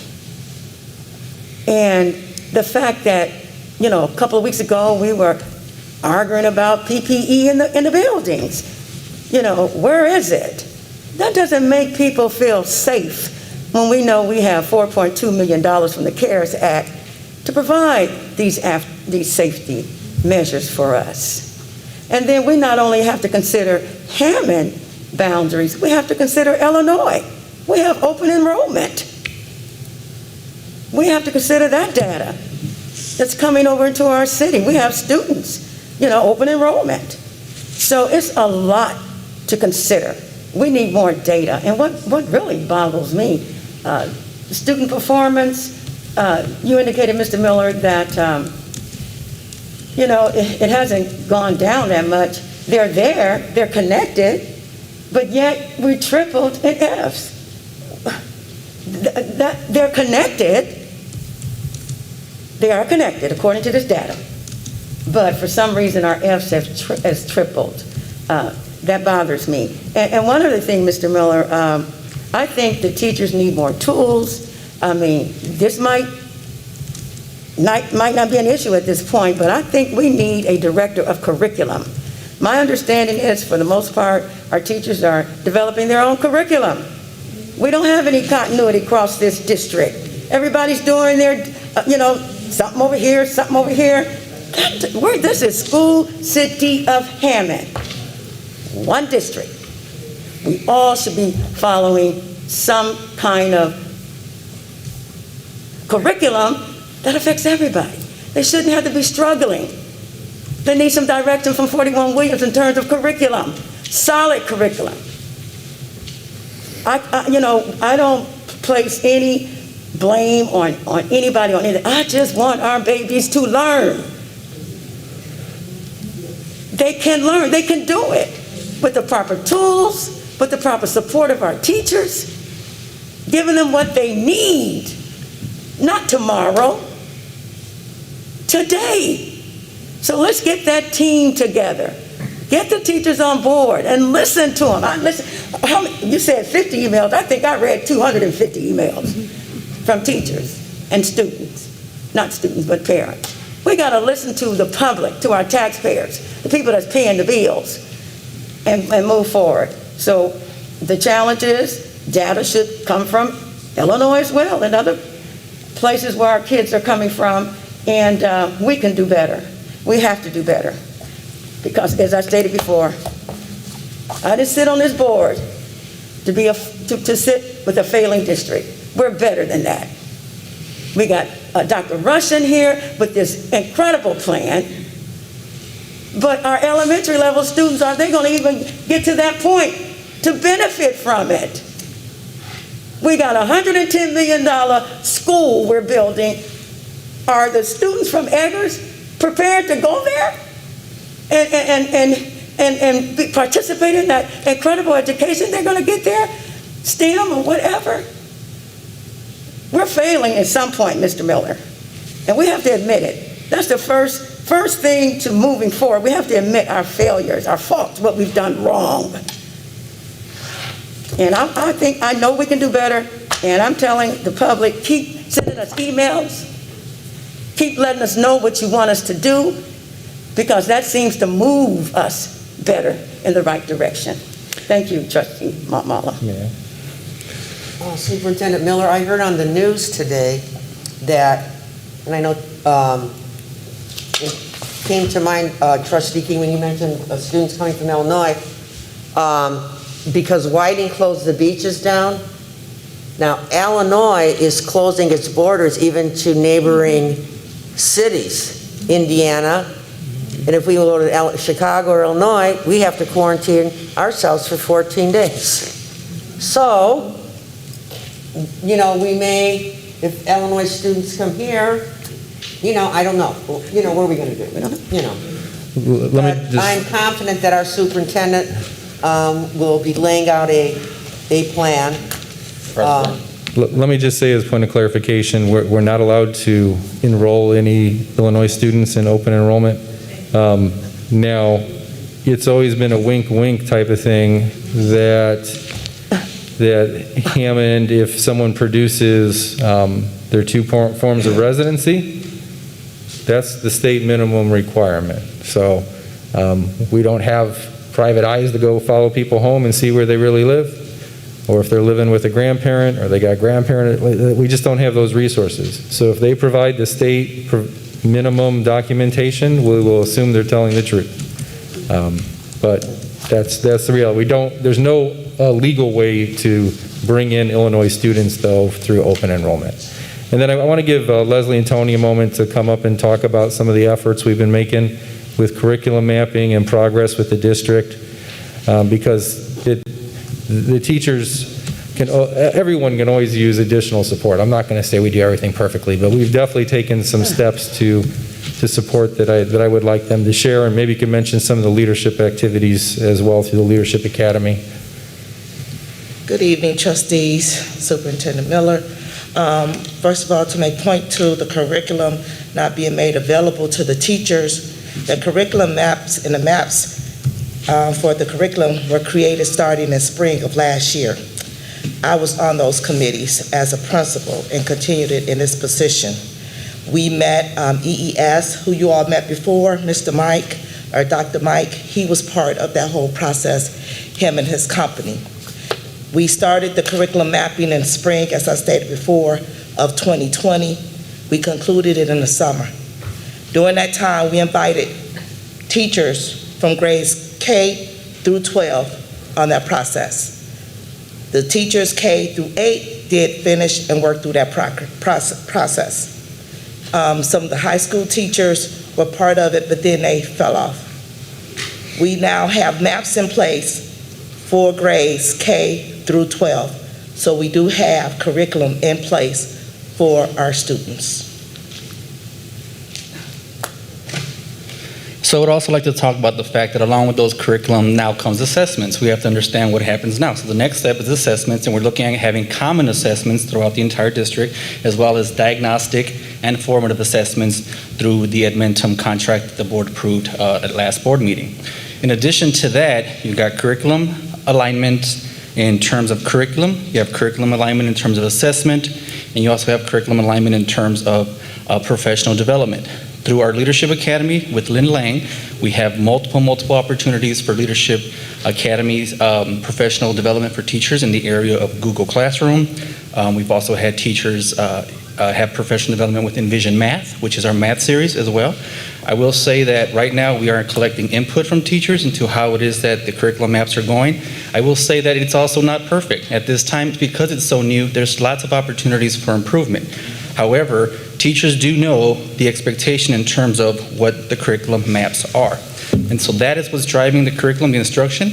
The next step is, as we look at resources to purchase textbooks, we're going to be looking very closely at textbooks in language arts and social studies that match and mirror the population that we serve. We are no longer going to be looking at textbooks that are simply just because a company says this is good for your corporation. Dr. Yanders and I are committed to having committees with teachers' voices where we have textbooks and resources that are culturally relevant, that are important, and that show our students that they are valued members of society. So those are all the changes that we have been leading under the direction of Mr. Miller. And so a lot of curriculum alignment is taking place. And again, we do understand that while there are Fs going on right now in a lot of the schools and classrooms, our goal is to try to diminish those numbers and work with parents to make sure that they have the resources that they need to help kids at home. So thank you very much for the opportunity, Mr. Miller. Thank you, guys. Thank you, thank you. Thank you. When are we going to be getting this change in cultural relevant curriculum that, when is that going to take place, sir? Are you referring to the textbook adoption, Trustee Blake? Yes, what you just spoke of, sir, yes. We are starting that process soon here. We're also looking at the finances that Mr. Reese allowed us to purchase books, and then we are going to be looking at the process in a few weeks here. A few weeks? Mm-hmm. Yes. So essentially, we didn't complete book adoption because of COVID last year, so Correct. we're picking up Correct. ELA. Because I know we talked about it last year. Yes, Yeah. English language arts and social studies. And social studies is for this year, Correct. so yes. So that's the next step, and as Dr. Yanders stated, the curriculum mapping started over a year ago, and it also continued earlier this year as well, and it's now complete. Any other questions? Well, no, again, I'm just looking at the data.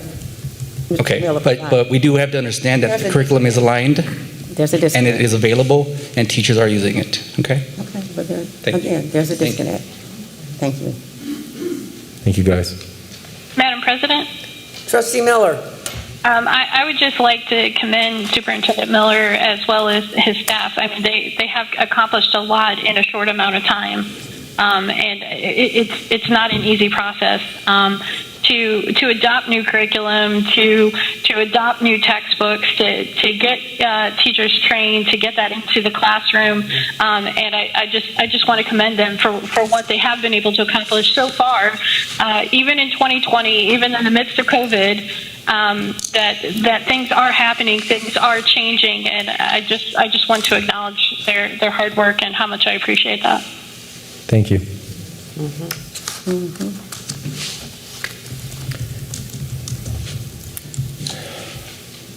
That's it. All right. Item 4, public expression, first period. First community guest, Sherry Prast.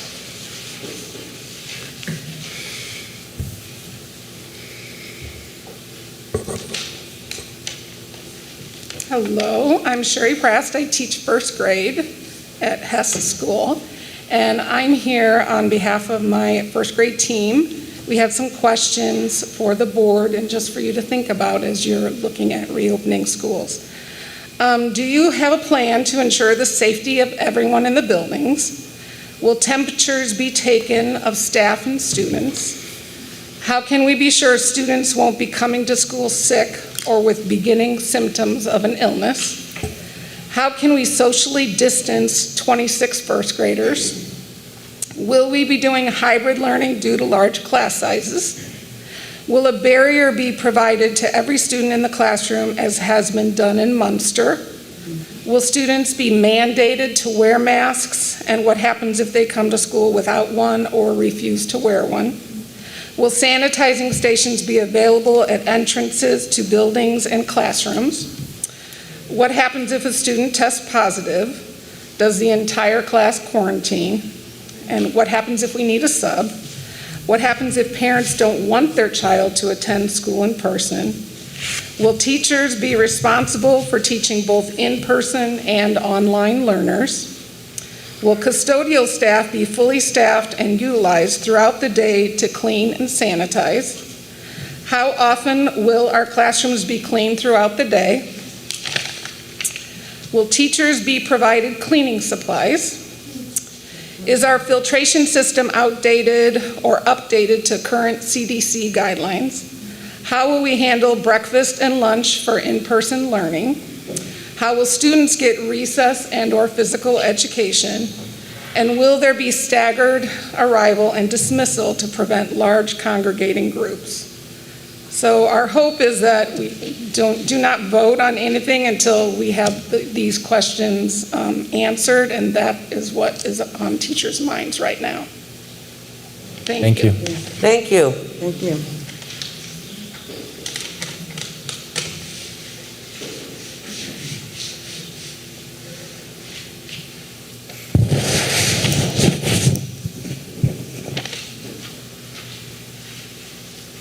Cindy Murphy?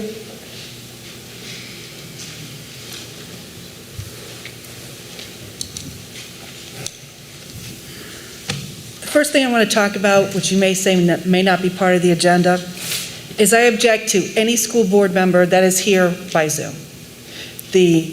On the basis that the governor has opened up the state, we're going to stage 5. The rules, your board policy does not allow any member to participate in a board meeting unless they are physically present. So when the governor shut down the state, he says we're going to relax these rules and allow things by Zoom. And now that he's reopened the estate, I believe it's illegal for any school board member to be participating in any school board meeting unless they are physically present. 2, on moral grounds. You have made this staff here right now that are in your schools. They don't have all these protection things up here. They are not socially distanced. They don't always have the PPE. And it's an affront to them to make them return to school when your school board members can't be here present. So 1, I don't believe any vote by any school board member that's not physically here is illegal, and they all should be present for any future meetings. Now getting onto things back on the agenda. So the presentation we had today about the new high school, and I'm going to bring it up again because less than a year you're going to be opening up that school. So the red brick memorabilia triggered the thing. What are you doing to bring the community together? I brought up Pike High School. I really think you guys should do a virtual field trip because you can't do a physical one. And look at the entrance, their hallway.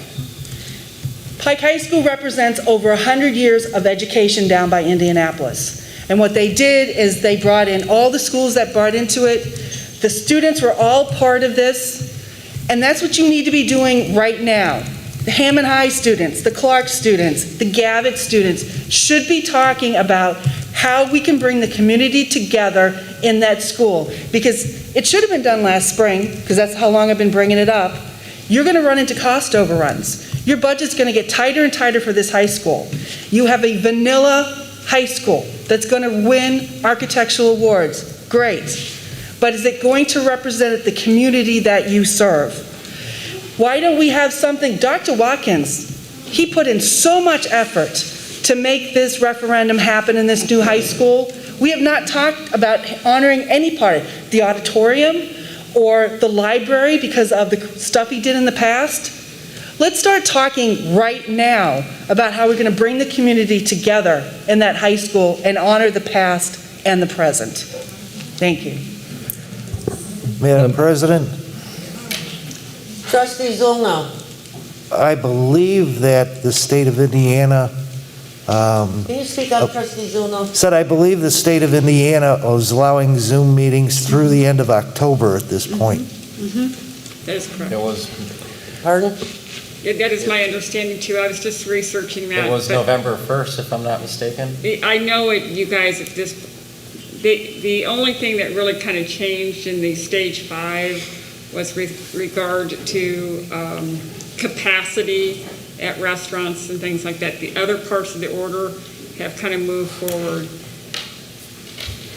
You got to go back to like some of the earlier, he has, I can't remember what number of executive order we're on. I think we're up to beyond 40 at this point in time. So you got to kind of trace back to all the executive orders to see which ones actually got changed. I don't think that part of the executive order has been changed from the earlier ones. And then, so when you see language, all the other existing orders remain in effect, that one continues to carry forward. So, I mean, I can get some more clarity for the Trustee board if that's Mamala. what they choose. Oh, I'm sorry. Trustee Mamala. Trustee King. On that matter of trustees attending the board member under COVID, my understanding was if you felt, that you were impacted by COVID as a board member, you could go, use a device or through phones. But there is a concern. You can come to one meeting face-to-face, and then today, you're in a device. That is contradictory, to say the least. I mean, it has to be consistent, I would think.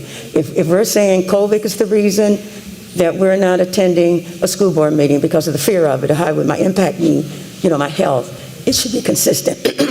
If I choose to come back on one particular day, I should be consistent. So, and I believe our board policy says, of course we didn't have COVID when it was written, but it indicated that when anyone attending any school board meeting, attending a meeting via phone or whatever, you could attend it, but you had no vote. That's part of our policies currently.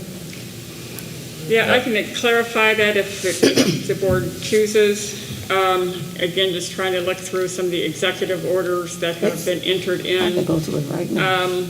Prior to the current executive order, you weren't allowed to have people participate electronically and vote. Their vote didn't count. With the executive orders, you are now allowed to, under the current law, to have people participate virtually, and they can vote, but you need to do a roll call vote. You also can have a virtual meeting if you so choose at this time. I've had a couple boards for various reasons, even here in the last couple of weeks, choose to have a virtual. What you guys are doing is actually hybrid. So all those options continue to be in place. I think one of the things that they are trying to do is to look at people's comfort level, look at what's going on in terms of your community and local community, as well as, if people have any COVID symptoms at all, then maybe need to be looking at participating virtually, because you don't want to encourage people to come to meetings if they have any kind of symptoms, whether just to be safe and to be fair for everybody else. So all of those options, they're trying to continue to keep in place all of those options.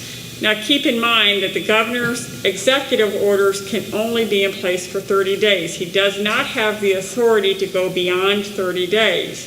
So what you see with the executive orders is he puts them out 30 days, revisits it, puts it out another 30 days. So he can't say from here until the end of the year, he can only go out 30 days. So right now, with where you are, they have suspended, if you will, the requirement that board members all be present and be present physically for purposes of participation and for voting, so you guys can continue in the format that you have. And again, I think what the state of Indiana wants to do is to ensure lots of options to people, particularly, if you feel like you have any risk factors. People should be encouraged to not come, but also honoring their elected position in service to their community by serving out their role.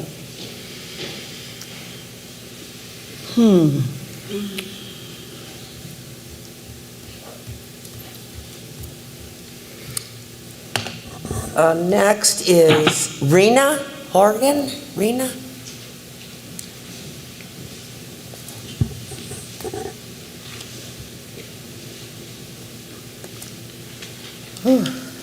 Good evening, President Mamala, Superintendent Miller, and the school board trustees. Thank you for allowing me to speak about the reentry plan that Superintendent Miller just presented.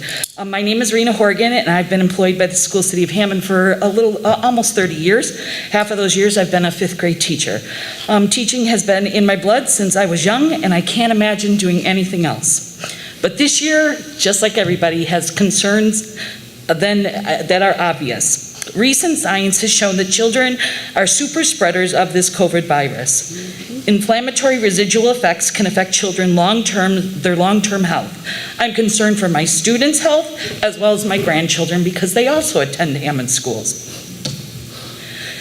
Moreover, students are coming from environments that are not adhering to CDC guidelines and restrictions. And this makes returning even more challenging, as you just spoke about, Mr. Miller. No matter what precautions that are taken, the added exposure to children increases teachers' chances of contracting the virus, and our classrooms are just not big enough to social distance properly with 25 students. Again, Cindy Murphy said, look here, we have people 6 feet apart, you have plexiglass borders there. Teachers don't have that luxury. We don't have that luxury. So, and although virtual learning may have its limits, our students are safe, your staff is safe. And I understand those failures that you're talking about, Mr. Miller, but learning happens with all three of us, parents, teachers, and students. And we all have to work in partnership. We can't just keep putting it on the teacher's back. It has to be all three of us working on that. I have seen this be successful. My own children, my own grandchildren, their teachers are at Hess Elementary. They're doing a phenomenal job.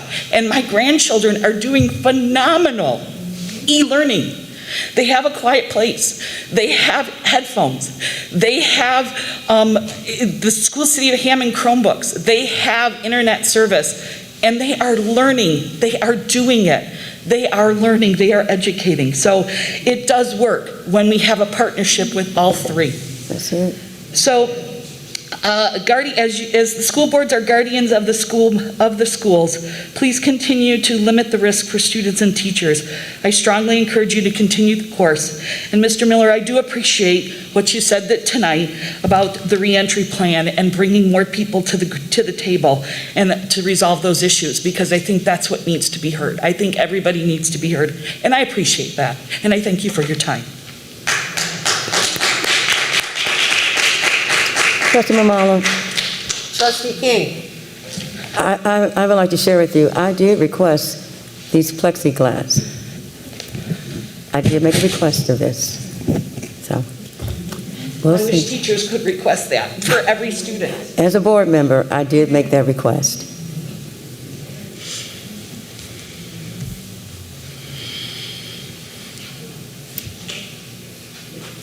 All right, that concludes our first period of public expression.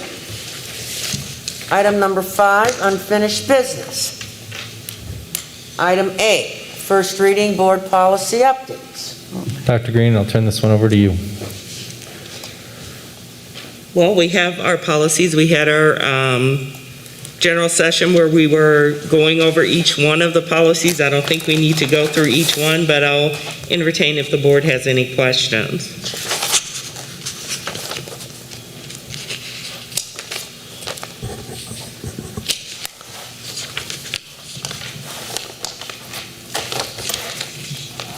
Are there any questions? I have none. Trustee Miller, are there any questions? No, I have none. Trustee Candelaria? I have none. I have none. Trustee King? Thank you, Trustee Mamala. Let's see. Employment of administrators in addition to the superintendent, page 2 of 3. Policy, please. Policy number 1520, PO 1520. Okay. Okay. Page 2 of 3. Trustee King, what page are you on? I'm sorry. 2 of 3, and it's the second one. Oh, okay. Second one. She did number them for us. The second one, code PO 1520, 2 of 3. Are we all there? I have Okay, that. thank you. I still have the same question as to why it doesn't include, well, maybe that's the second one. Oh, no, it's on page 1 of 3. Yep. 1 of 3? Yeah, 1 of 3. You have executive directors, and, wait a minute, you must have changed the whole thing. Well, let's go to the one that I am familiar with. PO 3220.02, supplemental payments for teachers. Okay, did we initially, did we have all 4 checked? Because I don't recall. No, if you recall during discussion, we said that we already had the first 3, and we just added the 4th one, which was D, for CTE teachers. Okay. Well, I guess my question is, I'm still not clear. Once a teacher receives a master's degree or a degree higher, it's not automatic that they would get a supplemented payment? No, it is not. Why isn't it? Simply because that is not what we have to consider. We do consider it when we are calculating out their initial payment. We do have a formula that we use for that. It does include the master's degree, but that is not what this is saying. What this policy is actually covering is if the superintendent, by permission of the board, would elect to try and fill a hard-to-fill position. Because if you notice, this is advanced placement courses, special education, which is extremely hard to fill, master's degree, where you are doing literacy, math, or reading, and then career and technical education, STEM courses. So perhaps we do need a policy then on what I just discussed. When we discussed this initially, I thought we were providing teachers a supplement if they receive their master's degree or anything above what they had. So it does not. That tracks Indiana law. Indiana law will not allow you to do supplemental pay except for in those areas. So you're telling me if a teacher gets her master's degree, we're not allowed, no, school districts are not allowed to give them additional pay, a stipend or anything. Is that what you're saying? That is correct, because they changed the law in 2011, and you cannot do increase of pay based on education or experience more than 50% of the pay that you're giving them. It has to be factored in, but it cannot be factored in. I would like to see that law. But that's in the collective bargaining agreement, and it has to be within the collective bargaining agreement. This is outside the collective bargaining agreement, called supplemental pay, and you cannot do that outside of the bargaining agreement. Well, that needs to be looked at. Everyone else is getting awarded. Okay, on page 3 of 3, and this is my final. And which policy? I'm going to that. Under Board of, I guess that's Board of Finance, Do you have a policy number? PO 10151.1. This 3 of 3, I had raised an issue, and I thought about it more, where it says relatives of administrators may be employed by the board, provided the staff member being employed is not placed in a position in which he/she would be supervised directly by the relative staff member. Now, you indicated we're already hiring administrative family members, correct? We do have administrators who have family members within the district, Okay, yes. and we do have family members of all employees. Of all employees, Okay. yes. So why do we specifically need this kind of language for administrators? Because this policy refers to administrators Okay, well, specifically. to me, what this does, Hammond, we're not rich. Our school district, we're poor. We are, in allowing this, we're building wealth for some of the top paying high employees. Yes, we are. If we're saying it's okay to hire administrators making 100,000 plus and hire their family members, we're building wealth within a family. I mean, can we do that? That's actually not what this is addressing. But it's still happening. It's whether it's written or not. The policy is addressing assurances that a relative cannot supervise their relative. But my point is, the fact that we are putting in writing that we are allowing administrators, family members to be hired, as long as they don't work under them, I understand that. But we're still building wealth within families. School City of Hammond hires family members all the time on every level. I hear what you're saying, but I'm still saying we are building wealth among the top paying employees in this district. And it just doesn't set well with me. I know we're doing it. We have it in writing that we're doing it, but it just doesn't set well. And I think if the language doesn't say here, somewhere in our board policy, the language should read all. Why specifically? I understand why it's here now, so they won't work. Do we have any situations where relatives are working for their relatives? Do we have any now? None that I know of. None that None that I'm aware of. I've been in the district for all of a year, but I do know that we have upheld the policy on all levels that relatives cannot supervise. Can we get that data? I don't even know where to begin with that, Trustee King. I mean, when you start thinking about people have different last names, I mean, I wouldn't even know who to begin to start asking, are you related to this person? Well, how are you going to ask who's related with this? Because basically they have to reveal that when they're hired, and this policy makes sure that they do, that they reveal if they are related to their direct supervisor. I just have a problem with it. The language is fuzzy, and the language should read relatives of all employees should be, if we're doing it anyway, but when you put it in language form like this, I have a problem with it, because immediately, that's what I think, building wealth. Those are my objections so far as I've read, and I thank you very much.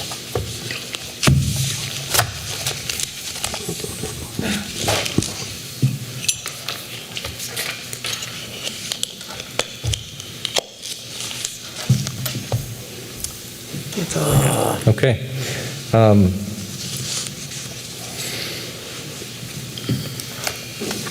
The next policy was requested by Trustee King to bring up for discussion, Board Policy 5421 on grading, so I will turn it over to you, Trustee King.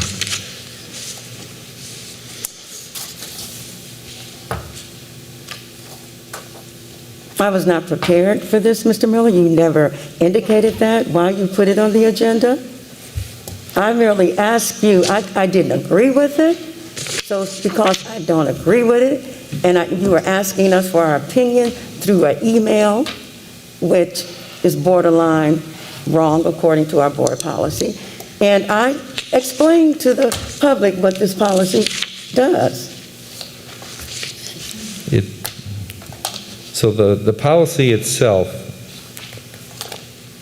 so the reason I put it on here is because any trustee can request to have something come onto the agenda. You remember we had that dialogue 6 months ago about whether or not something should be added when we were talking about the naming of the school. And you actually highlighted the spot. So I assumed when you said you wanted it on there, that's what it indeed was. And it's been on the agenda since last Friday when it was posted.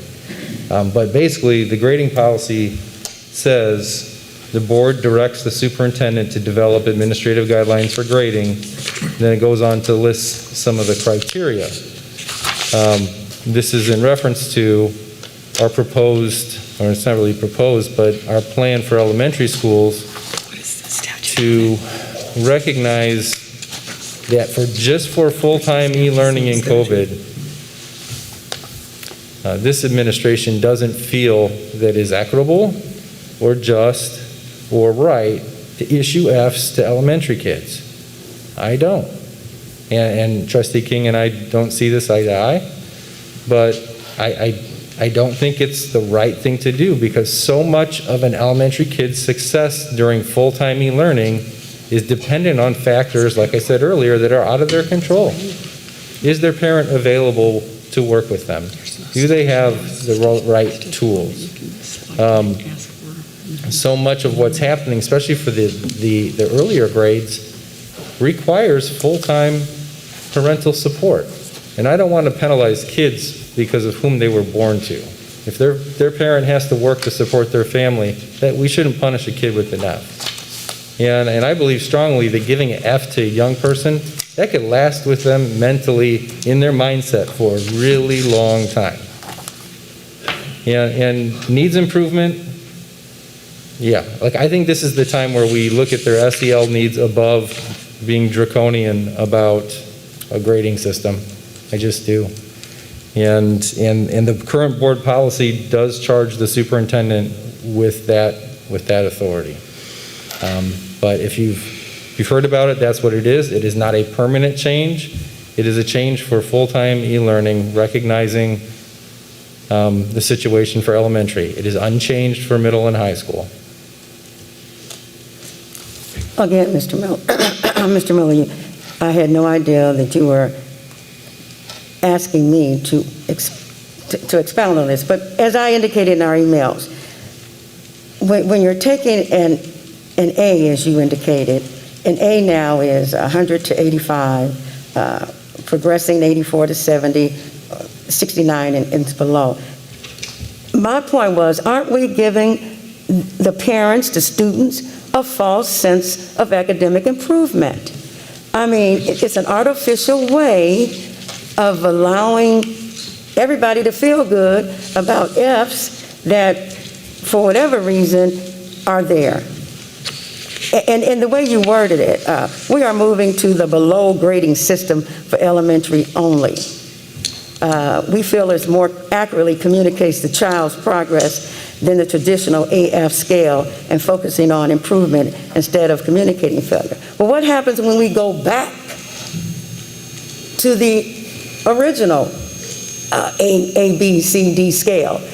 It's a false, I mean, how is this preparing these kids for standardized testing and all the other tests they're going to have to do? It's a false sense of achievement.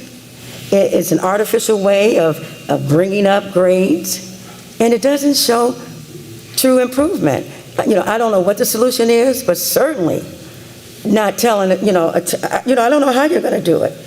But I've never heard of anybody taking the scale and lowering it for somebody to pass. We did it in Hammond just in the spring. And it did not work. And there's many schools in Chicago public schools where teachers aren't even allowed to issue Fs. They have no F policies. Mr. Miller, you did not go into any detail. You sent us an email, and then you told me I have the authority. I mean, yeah. But Yeah, and this board has an authority as well. We have some input, and you just literally took that away. It was like, it's done, and then you put it on the agenda, and then you tell me to explain why I wanted it on the agenda. We are lowering the bar. We're not lowering the bar. Yes, we are. We are not. Because what happens when you bring it back? Well, I also put in that same email that a larger discussion on how we assess learning is really required, because a grade is supposed to indicate the amount of learning in relation to the standards of the class. Well, I just didn't agree with it, sir, and excuse me. No, not excuse me. I just don't understand how we can put together an artificial sense of grading scale for our kids when it's not true. It continues to lower the bar. I'm not trying to lower the bar. Yes, you are, because you're saying our kids can't do it, they won't do it, and these kids can do it if they're challenged. So you're using anecdotal data. I gave you raw data of 16,000 kids getting an F.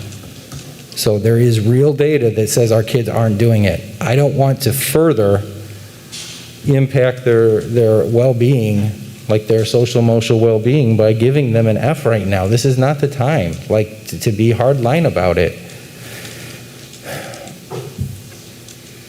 I'm sorry, I disagree with you. I really feel strongly that when we're looking at the whole child, we're looking at things like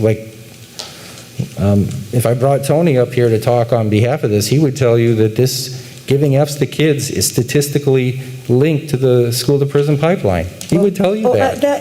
We have to get to the root of why they're getting the F, the root. Oh, that I do agree with you. Yes, we need to look and see. We never look at the root. You know, we just find a method to fix it, to make it look better for reporting, for the state, and anybody else that wants to look. If the board agrees with that, and the parents go along with that, because it's an artificial way, you're not giving parents the true picture of their children. If that's the problem, we need to find a way. I mean, we're laying off people. We can use these teachers, all this talent in this building. Everything is cut and dry, is this way or no way. If they're failing, if that's the root of the problem, find out why they're failing, pull our team together and find out why, and let's fix it, instead of making an artificial way of fixing it, just for everybody to feel good. And I'll stand on that. Well, we do have you will see that some of our goals for the school improvement plans do address failure. I think the unique thing about this situation is it's so new. Like, we tried, if you remember what we did with e-learning in the spring versus the fall, this was brand new to us. And to see this right now, again, I think when you look at the whole child and what can you hold a 6-year-old personally responsible for? There's not a whole lot, in my opinion, that you can hold a 6-year-old personally responsible for. Like I said earlier in my earlier presentation, my daughter will probably get an A, but it's because my wife sits with her for 7 hours a day.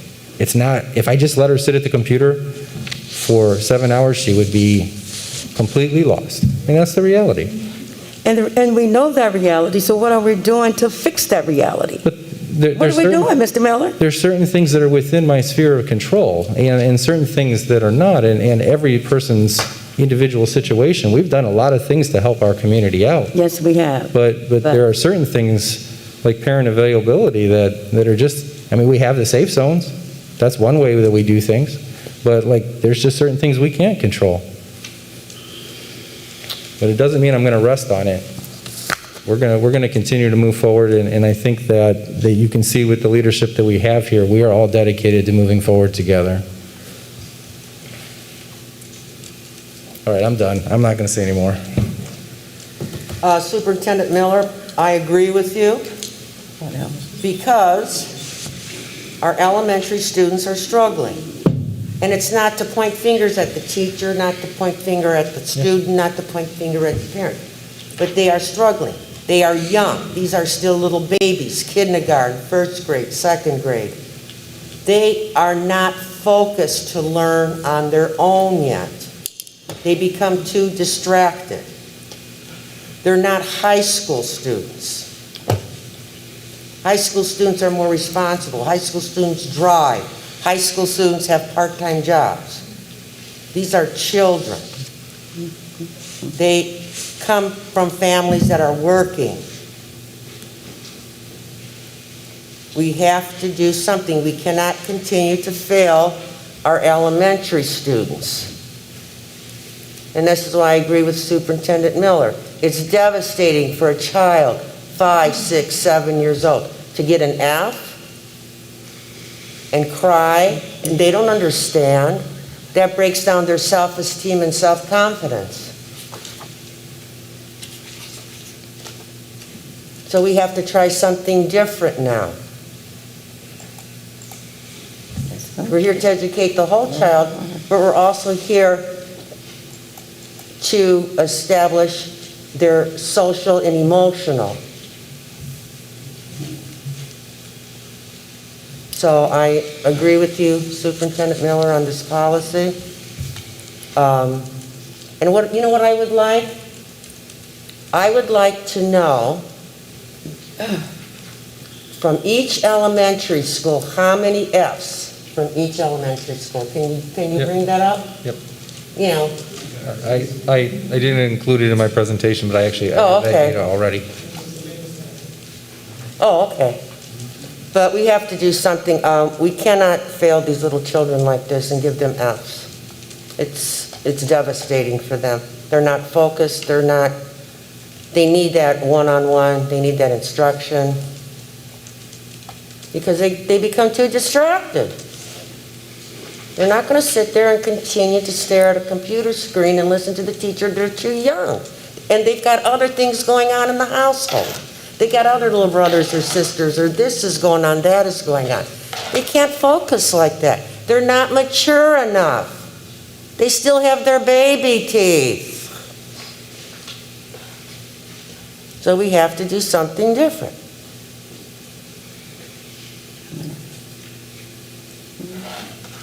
So if you can, by each school, I have it. I can get it to you. how many Fs at this elementary, how many Fs at that elementary, how many Fs at this elementary, and then we start working and seeing what we can do.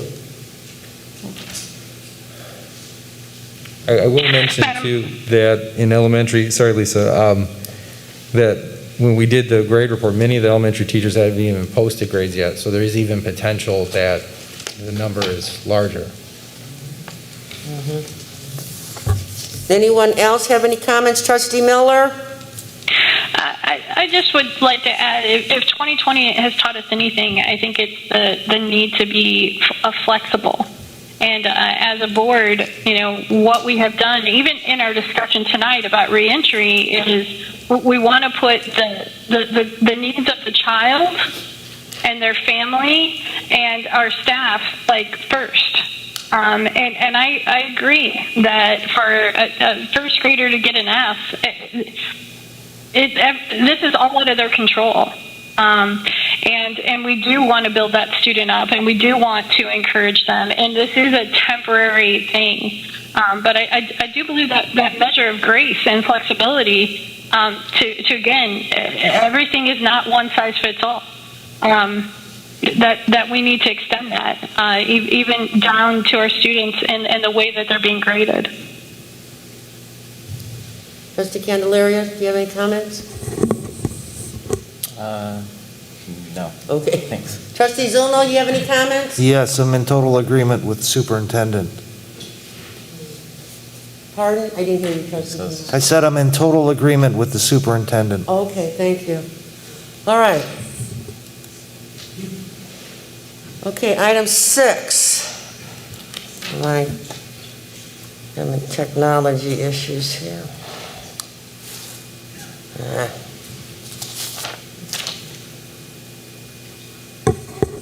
Okay, trustees, you have received in board docs. Item A, approval of the minutes of the August 18th, 2020 executive session. Is there a motion? Madam President, Trustee Candelaria. I would like to make a motion for approval of minutes, August 18th, 2020 executive session as presented. Second.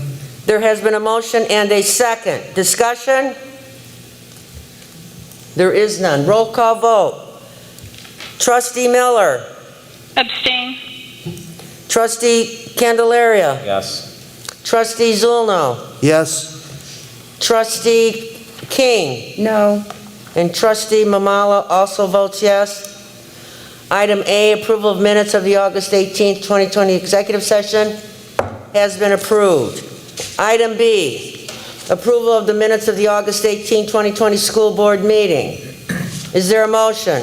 Madam President, Trustee Zulno. I'd like to make a motion to approve the August 18th, 2020 school board meeting minutes. Second. There has been a motion and a second. Is there discussion? There is none. Roll call vote. Trustee King. Yes. Trustee Zulno. Yes.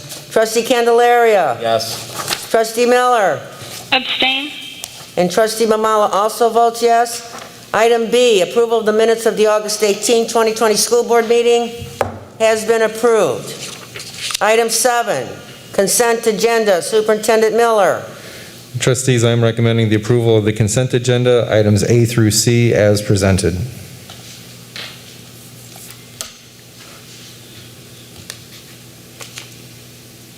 Trustees, you received in board docs a consent agenda, items A through C. Item A, accounts payable. Is there a motion? Madam President, Trustee Miller. I make a motion to approve the entire consent agenda as presented. Second. There has been a motion and a second. Discussion. Discussion. Trustee King. Trustee Mamala, I would like to read into record the accounts payable docket register. Okay. Trustee King, can you speak up a little louder? It's so hard to hear at the same Thank you. Absolutely. No problem. Board members, I would like to read into the record the accounts payable docket register for October 6, 2020. The claims for this period is $2,854,667.70. And payroll is $5,927,692.15. And also, I had a question under payables regarding a credit we were looking for. I went through the payables, I didn't see it, that we were supposed to get from one of our subcontractors regarding an overpayment, and I haven't seen it yet. Mr. Miller, do you know when we're going to get that? If you want to email me about it, I'm not 100% sure. I know what you're talking about. Well, it's the Lewis and Campus invoice. Oh. The last email that I sent to you said that there was specific pricing that was for construction projects, and those were the only ones that you had taken issue with. So But you and I also agreed that we were going to go back all the way to January. Did you do that? I did, but they were all the discrepancies were what was at one point thought a discrepancy were the construction, and so those were in our I'm forgetting what it's called, but the advertisement of the services, it does list that those are billed at a higher rate, and that's the last I heard of it, because there's an increased risk for their company for representation about that. But I also read the email when she indicated good catch. She would give us a credit. So what was that all about? I'm not going to speak for her on that. Yeah, that was part of, I think, some probably attorney-client privilege communications, I would anticipate. But I think around the time of that is about the time that this came about too, so I'm trying to. So I'll be happy to follow up with you guys more. I'm surprised that this wasn't referenced when we had an opportunity to do that, and it wasn't. Excuse me? I didn't hear that. Could you repeat what you were saying? Yeah. Trustee King didn't hear you. There was an opportunity to discuss that, and it wasn't. So I'm kind of a little bit surprised that wasn't addressed at the right opportunity. Well, what was there to address when, according to your email? I thought it was a done deal. My recollection was the last email was that when I examined the services, that it justified why there were differences. And then there was no other responses back. So we will not be getting a credit, is that what I'm hearing? What I'm saying is that there would be no reason to expect the credit after examining, because you asked me to send that listing of the services. Well, I never to saw you. the listing, that's why I'm raising the question. I never, you all never shared it with me. Evidently, you've been talking among yourselves, but you didn't share it with me. I did share it with you. No, the last email I saw was, good catch, Trustee King, I'll give a credit. And if that's not going to happen, let's just move forward.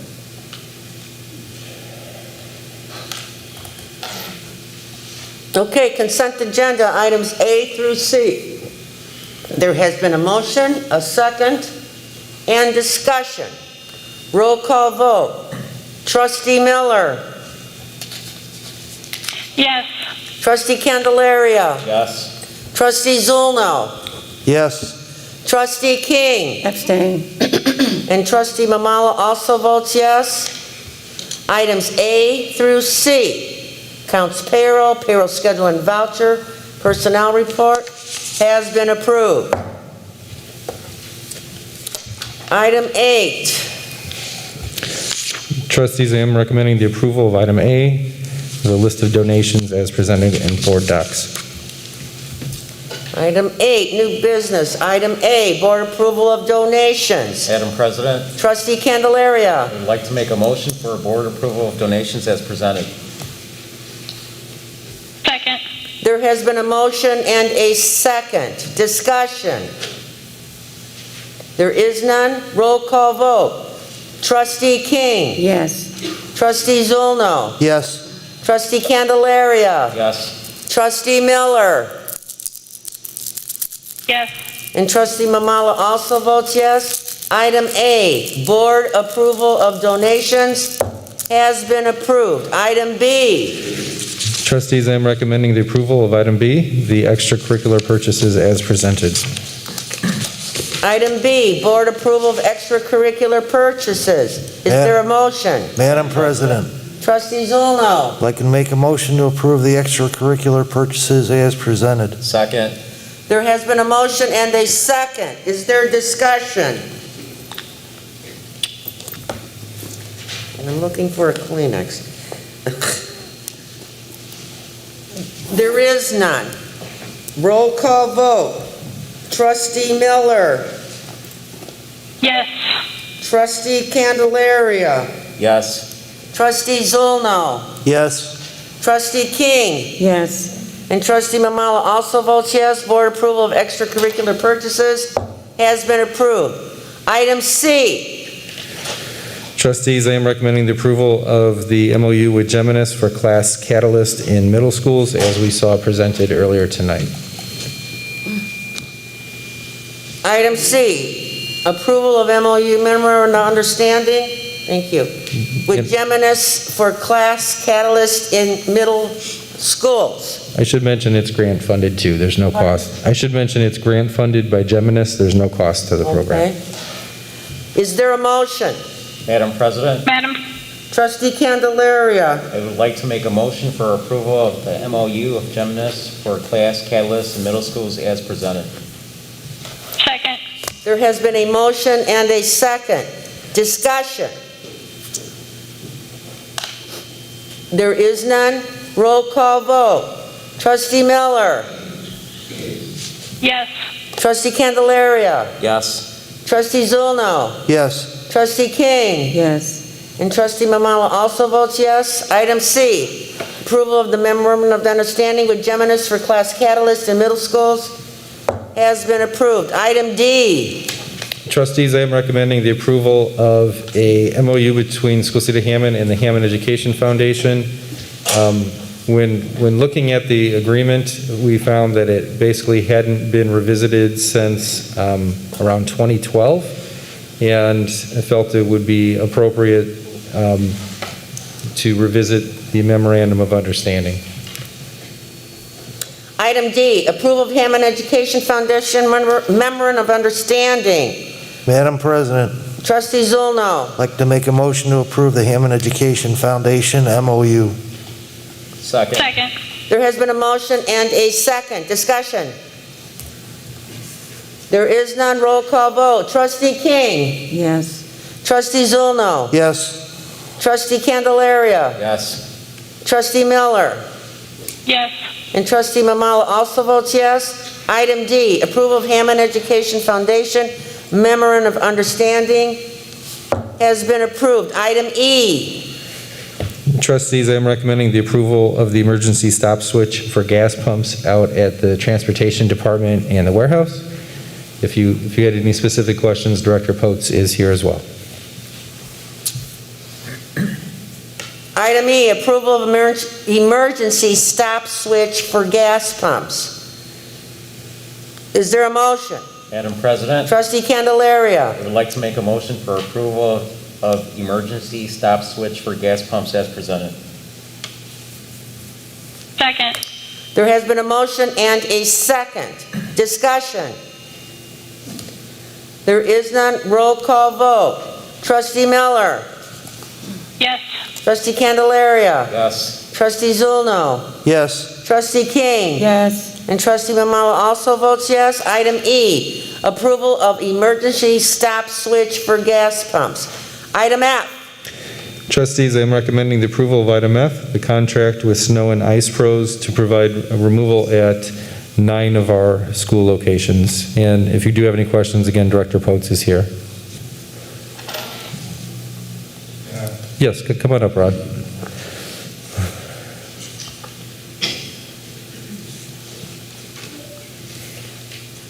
Good evening, Mr. Potes. How are you?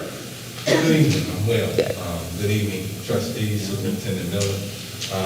What's unique about this contract this year is it is different than prior year contracts where since 2013, School City of Hammond has elected to do a fixed budget with our snow contractor, meaning that we pay a one-time upfront cost for the season, and that season begins November 15th through April 15th. However, from looking at past trends, the amount that we have been paying out isn't conducive to the amount of service that we've been receiving. So this year, I've asked for a one-time pricing or per event pricing, as well as the seasonal pricing. And so you'll see two pricings there. It is my recommendation that the board approves the one-time, the per event pricing, be it that from talking with the staff that does the plowing and our head foreman that for Teamsters that does coordinates the plowing, he states that throughout his time being here, he's only can recall being called out more than 10 times, approximately two or three years. My head mechanic, who's been working for 9 years, states that he's never been called out more than 10 times. I think that the per event pricing is the most economic for School City of Hammond. So at 10 times, you're looking at $42,000 instead of the $58,777 for the however many times. Yeah. Okay. And I mean, typically, if we have that much snow event, there's going to be a cancellation of school where we still wouldn't be having them come out, every day if school is being canceled. So last year, we had 4 events in which snow plowing was needed. So last year, we paid roughly probably the full amount for 4 events, and you're making a recommendation that based on historical trends, we're overspending by using that model. Correct. Okay. Thank you. So I will amend my recommendation to say that, trustees, I'm recommending the approval of item F, the contract with Snow and Ice Pros on a per event pricing model. Okay, item F, approval contract with Snow and Ice Pops, current, I did not hear what you said. On a per event basis. Current event basis. Madam President. Madam President? Trustee Zulno. I'd like to make a motion to approve the contract with Snow and Ice Pros on a per-event pricing model. Second. Second. There has been a motion and a second. Discussion. There is none. Roll call vote. Trustee King. Yes. Trustee Zulno. Yes? Trustee Candelaria. Yes. Trustee Miller. Yes. And Trustee Mamala also votes yes. The approval of contract with Snow and Ice Pops, current contract event on current contract event basis, has been approved. Item G. Trustees, I am recommending the approval of the Volkswagen mitigation rebate for the purchase of propane buses. Rod, can I have you come up one more time and explain the program to, I know the trustees have gotten to look at it, but could you explain to the audience what this is about? Good evening again. So the VW mitigation grant is a grant rebate program that is being funded through the Volkswagen as a result of them getting false data on some of their cars. Yeah, lying on their emissions. Yeah. So with that being said, this money has been dispersed to the state, and the state does an annual program where due to the conditions that they are, it is considered a much better alternative than the traditional gasoline and diesel fuel buses that will likely not start in inclement weather where we're below freezing. So, well, not just below freezing, but that extreme weather where we dip into the single digits and the negative type thing. So what will happen with this rebate program is School City and Hammond purchases the bus at the full price to our vendor. Then through the grant agreement, we will agree to destroy the less efficient diesel buses. School City will then receive a 25% rebate on the purchase of up to 10 propane buses. This will replace our current 05 models, and then come January, we'll be looking to replace our 07 models. Also, in addition to getting that 25% rebate, typically our normal buses are costing us about $150,000. That's the traditional diesel back engine bus. Well, this will be a propane front engine bus, and so once the rebate is applied, we're going to be paying approximately $90,000 for a brand new bus. In addition to that, we will also be able to receive additional funds through the destruction of the bus. So we'll be able to get a couple more $1,000 in the scrapping of each bus. Thank you, Rod. Thank you, Mr. Post. Madam President? Trustee Miller. Thank you, Mr. Post. I was actually going to ask why we were going to sell them for salvage instead of surplusing them, and I thank you. I now understand. It's part of the grant agreement to get rid of those lesser efficient buses altogether. So. All right. Thank you very much. I just wanted to ask you, how are the fuel costs going on the buses? Like last year, we're not into winter now, but just curious. Well, I mean, actually, the school closure really did help save a lot of funds in terms of fuel costs. I mean, the fuel costs are still relatively the same in terms of what we've been paying out in the past, but we were not, due to the closure, we didn't do any fuel purchases from February through June. And in June, we did one fuel purchase for the warehouse, because of course they were still working. But then our last fuel purchase for the transportation department just occurred in the middle of September. So we went almost a 6-month period without any fuel costs. Fuel costs or wear or tear, because we do have beautiful buses, and we always have had beautiful buses. You know, very well maintained and taken care of, and Yeah. 23 years of zero, of 100% passing inspection. Yeah, so thank you, Mr. Coates. Thank you for what you do. All right. Item G. Rod, you better stay up here. You got one more. Madam President, Trustee Miller. I make a motion for the approval of the VW mitigation rebate for the purchase of propane buses as presented. Second. There has been a motion and a second. Discussion. There is none. Roll call vote. Trustee Miller. Yes. Trustee Candelaria. Yes. Trustee Zolno. Yes. Trustee King. Yes. And Trustee Mamala also votes yes. Approval of the VW mitigation rebate for purchase of propane buses has been approved. Item H. Trustees, I am recommending the approval of a new fuel monitoring system for the warehouse. Current system we have no longer can be accessed. The new system would be compatible with the one we bought for the transportation department last spring. Item H, approval of fuel monitoring system. Madam President, Trustee Zolno. I'd like to make a motion to approve the fuel monitoring system. Second. There has been a motion and a second. Discussion. There is none. Roll call vote. Trustee King. Yes. Trustee Zolno. Yes. Trustee Candelaria. Yes. Trustee Miller. Yes. And Trustee Mamala also votes yes. Item H, approval of fuel monitoring system has been approved. Item I.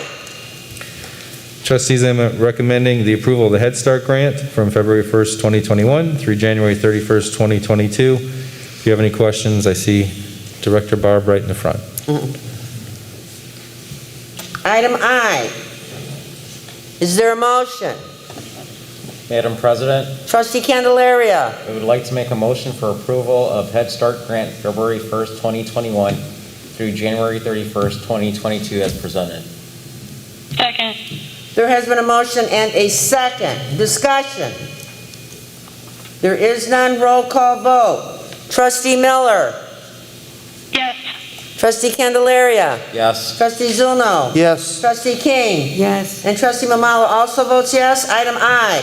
Approval of the Head Start grant February 1st, 2021 through January 31, 2022 has been approved. Item J. Trustees, I'm recommending the approval of the contract with Global Consulting Solutions to continue to work within School City of Hammond to promote diversity, equity, and organizational inclusion. Dr. Green organized this contract if you have any questions. Item J. Is there a motion? Madam President, Trustee Miller. I make a motion for the approval of the contract with Global Consulting Solutions as presented. Second. There has been a motion and a second. Is there discussion? There is none. Roll call vote. Trustee King. Yes. Trustee Zulno. Yes. Trustee Candelaria. Yes. Trustee Miller. Yes. And Trustee Mamala also votes yes. Approval of contract with Global Consulting Solutions has been approved. Item K. Trustees, I am recommending the approval of the COVID-19 Student Support Grant. Is there a motion? Madam President, Trustee Zulno. make a motion to approve the COVID-19 Student Support Grant. Second. There has been a motion and a second. Discussion. There is none. Roll call vote. Trustee Miller. Yes. Trustee Candelaria. Yes. Trustee Zulno. Yes. Trustee King. Yes. And Trustee Mamala also votes yes. Item K, approval of COVID-19 Student Support Grant has been approved. Item L. Trustees, I am recommending the approval of the College Board College Readiness and Success Contract, also known as the PSAT, to be administered in 8th grade at each of our middle schools. Madam President,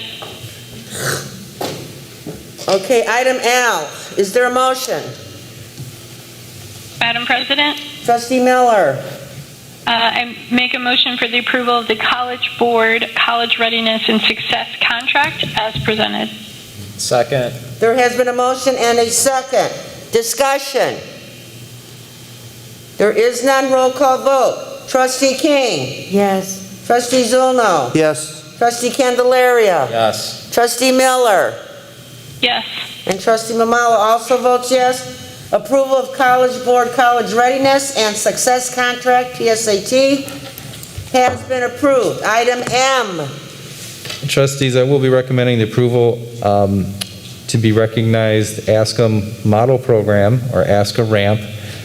Dr. Rushing, could you come up and just explain what the ramp process is for the audience? There was a lot of attachments here, and because it really, once we achieve it, we'll be really moving towards our Lilly goals. Good evening again.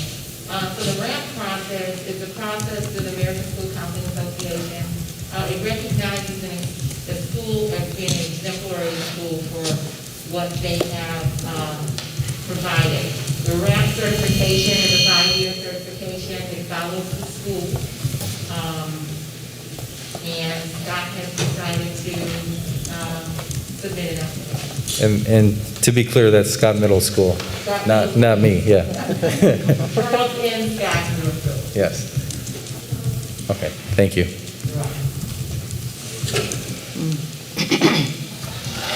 Item M. Is there a motion? Madam President, Trustee Miller. I make a motion to approve the recognition of ASDA model program for Scott Middle School as presented. Second. There has been a motion and a second. Discussion. Madam President, Trustee Miller. I just would like to commend the counseling staff at Scott for their excellent work and the opportunity they have to apply for this. It's great. It's wonderful. Thank you. Item M. There has been a motion, second, and discussion. No discussion. Roll call vote. Trustee Miller. Yes. Trustee Candelaria. Yes.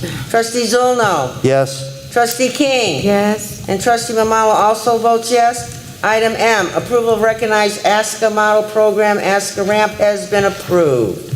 And that completes all the items under 8 under new business. Okay, our calendar this evening, we met in executive session at 5:30. Tonight we have met at 6 o'clock. Our next school board meeting will be October 20th at 6 p.m. at the Administration Center. And I'm sure Superintendent Miller will contact us on the board if we need to have any type of an executive session. Yes, I do have a couple other meeting requests. We do already have another set of policies that we need to meet over. Dr. Green, did you have a recommended date for that? We were looking at Monday, October 12th, if that's acceptable to the board. October 12th? No. No. 5:30, 5. We have someone who says that's not an acceptable date. Could we possibly look at Tuesday? The 13th? Mm-hmm. I have nothing that week, so. You have nothing in that whole week? No. Okay, so I'll send the board a couple of dates that might work. Okay. Okay. And then I will do likewise. I do want to let the board know that the principals and the district leadership want to present our school improvement plans, and we're ready to do that as well. So really, we need 2 dates, one for the next policies, and we've adjusted the format for the school improvement plans where we think we can do it in one night instead of 2, because we set district goals, and the 3 district goals are the same for all of the schools, and then each school was able to select one goal for themselves. So it will facilitate the SIP review process instead of having to be 2 very long nights. We think we can accomplish it in one reasonable night. But I will send that in the same email. I'll communicate with Dr. Green, and we'll send you some dates for both those. Trustee Mamawa? Trustee King? Could we add to the board policy consideration around the use of social media? I would say the adverse use of social media. Absolutely. Any kind of social media, when folks go on there and say, perverted things, employees, if there's any kind of repercussions behind that. There is a policy, and it is coming up in our next set. What's the number? I would have to get that for you. It's a new set of policies that we have. Okay, well, maybe we can address it now. Okay. And before we go on, I did skip over something. The board did just approve the new principal at Hess. Katie Kieda, are you still here? Oh, there you are, I see you. Katie, you want to come up and address the board?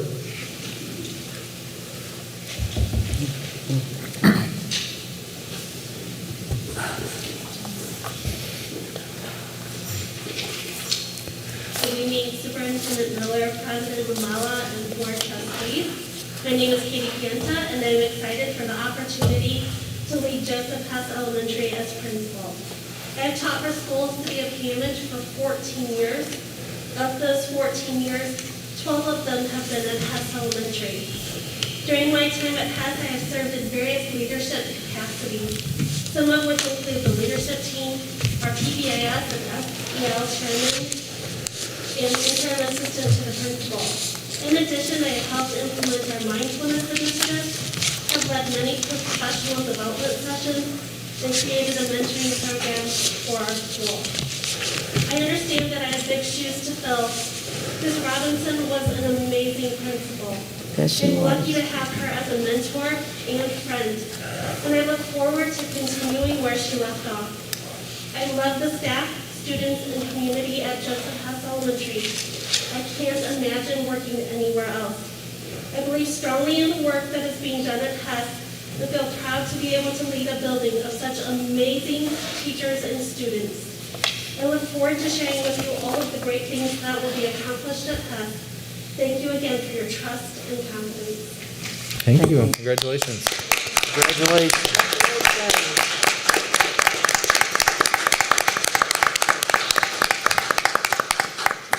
Welcome aboard. Congratulations, and I'm sure you'll do a wonderful job. Thank you so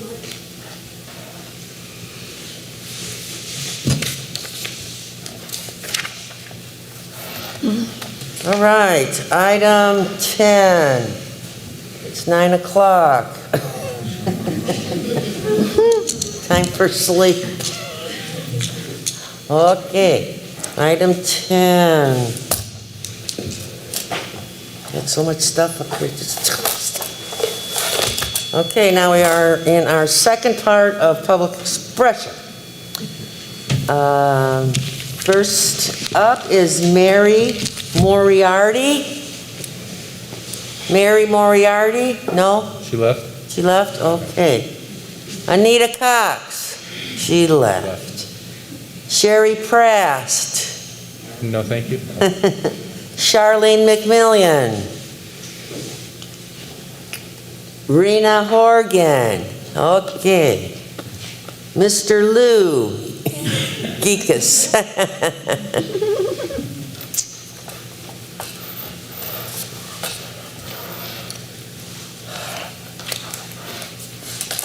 As you pointed out, Madam President, it's after 9 o'clock, so I'll hurry through the comments. But good evening, Madam President, trustees, and Mr. Miller. My name is Lou Geekus, and you can find me at 5930 Holman Avenue, Suite 201. I currently have the pleasure and honor of serving as the Hammond Teachers Federation president.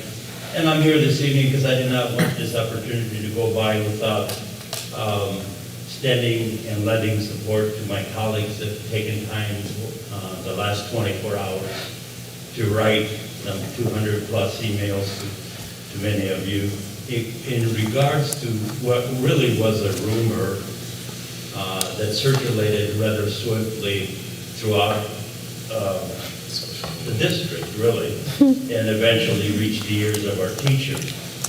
Normally, I'm not inclined to respond to rumors, but it does speak to the critical nature of how teachers view the return to in-person learning.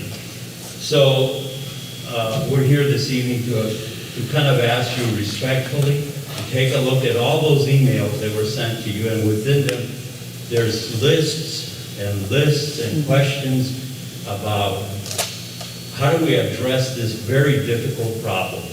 And respectfully, we ask that you look at the authentic science about this disease, the authentic science that is not laced in politics, that can skew our decision-making in this process. Look at our facilities, look at our resources, and then look at all those questions and concerns our teachers have and say, can we bring our students, can we bring our teachers back safely? Okay? And then finally, the data. Look at authentic data. Not, again, that data that is generated through political machines for the purposes of, making the false decisions. One piece of data, and this will be my final comment, I said I would be brief, and you will not find it out there. Monday, we spent most of Monday, and we actually closed that portal this morning, and we asked the question, where do our teachers stand on this issue? In person or virtual? By far, the majority of our teachers, again, being truly concerned about what things would look like if they were to return, said we would rather continue virtually. So, Hammond Teachers Federation is here to help the administration continue this dialogue that we began a while back and have dropped off. We're here to provide solutions, and know, and I say this to the board, know that Hammond teachers love their students, they care for their students. The majority by far under normal circumstances would love to be able to walk into their classrooms and hug their kids and teach that, do what they do best, which is teach. But these are not normal circumstances. I want to thank the board and Mr. Miller for your time. Thank you. Thank you. Thank you, Mr. Deacon. Is there anybody else, Madam President? And I would just like to say I appreciate every letter. I couldn't read every last one of them, and I tried to respond to everyone, but I wasn't able to do that. So I'm just telling everybody, I did read them. Well, and please know that the Hammond Teachers Federation and the teachers that wrote those letters, I'm sure, are very grateful. Thank you. Okay. Regina Wright.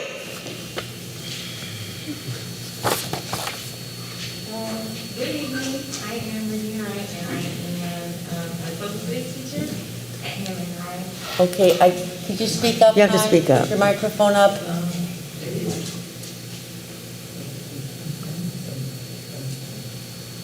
You just gotta get closer. I don't think it's on. It's on. The mic is on. Is the mic on? Are you sure? Did you just turn it on? I think she turned it off. Yeah, I think Mr. Geekus turned it off when he wiped it off. It's okay. I didn't have anything that serious. Oh, okay. You want to hear what you want to? Yeah, we want to hear what you have to say. And my name is Dr. Weaver. Well, if you can hear me, basically I just kind of wanted to bring up an article in the Scientific American released in July. And this isn't just for the board, this is for everyone, the whole human community.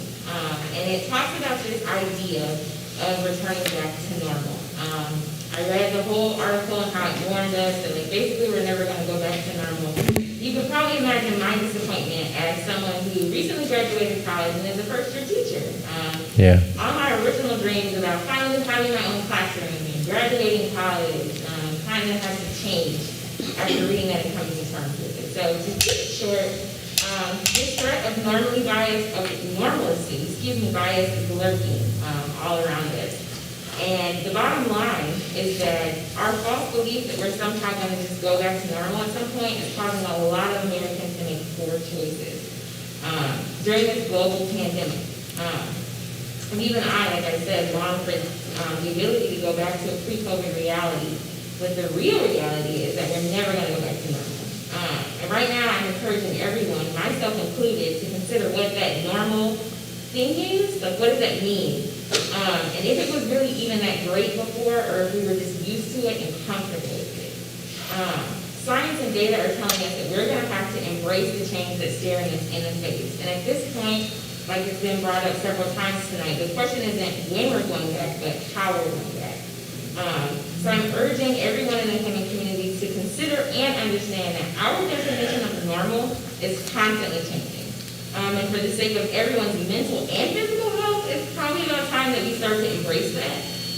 The new learning environment that we're entering is still going to be marked by the impact of COVID, as you can see from all of the different plans that we looked at, for years to come probably. So I'm not really advocating for anything other than us to return to schools in a safe way, and that when this decision is made, that it's not made or reacted to in any way that's intended to or desires to satisfy our normalcy bias. Thank you. Thank you. We heard every word you said, so. Thank you. Stick around, please, because we like it. If you can, just stick around. Okay, thank you.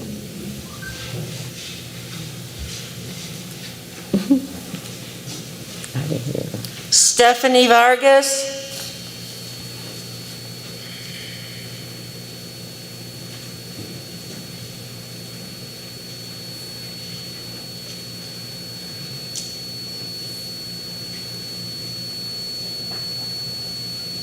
Good evening, everyone. As a lifelong resident, homeowner in Hammond, and mother of two, one that is in the school city, and a teacher in Hammond, I have a multifaceted and very vested interest in what happens in our schools and community. I have never had a conversation with a parent or teacher that says, I want to teach virtually. The reason that we know that this is what's best is because it's what's safest. I'm a licensed teacher, and to teach what my son is learning in school, and it's different. You know, like Mr. Miller said, I sit with him, he's doing well. We know that's not the reality for every child. And it's still difficult for me, because while I'm teaching him, I'm also teaching 200 other kids. So I completely understand everyone wanting to get back to in-person learning. I also recognize and hear your concerns about grading. And I think that elementary has addressed that concern by modifying the grading scale. I think that the grading scale we are using addresses letting parents know how their child is doing while not misrepresenting how the child is doing and still being sensitive to that child's feelings. We must be safe and practical. Remember, Indiana just opened a stage 5, and if we have a large group gathering, we'll probably go back up as those numbers are shown. A lot of these are concerns that Scott has brought up, but I think they need to be reiterated. Do we have the necessary staff, health, custodial, teachers, and subs for all of those areas? Because it's when and not if a staff member gets infected. What would teachers be solely be doing in person or virtual learning? The board assured us several weeks ago we would be virtual until January, so we could plan accordingly. Is 4 weeks enough time so that teachers can plan appropriately how to come back to in-person learning safely? How much time is we given the staff to arrange for childcare, school pickups, and drop-offs for their own children? I'm a PE teacher. I see 200 kids a day at 2 buildings. Between those 2 buildings populations, I'm seeing over 1,000 children a week, not including adults. What other schools with similar size and socioeconomic status to Hammond have opened? What are their outcomes? Believe me, as a teacher and a parent, I want nothing more than for children to be back in school, including my own son. But it must be done safely and logically. Thank you. Thank you. Thank you. Teresa Maciel. Yeah.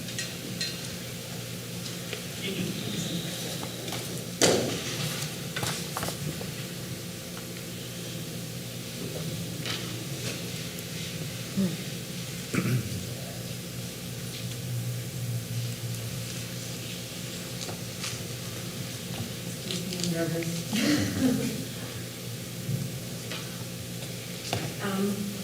Can you guys hear me okay?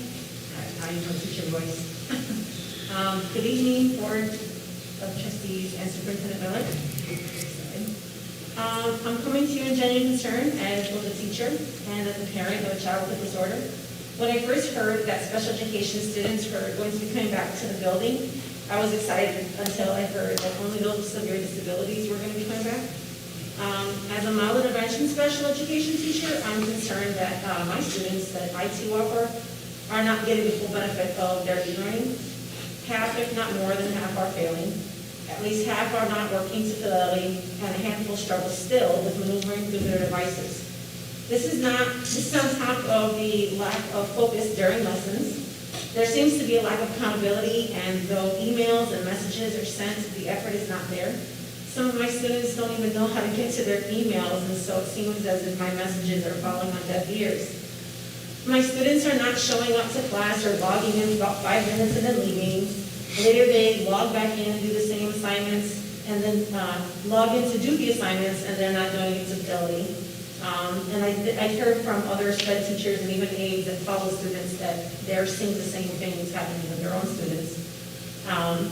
So I'm going to take off my teacher hat. And as a parent with a student with the 504 and for his disorder, this e-learning has been very difficult for him since the spring.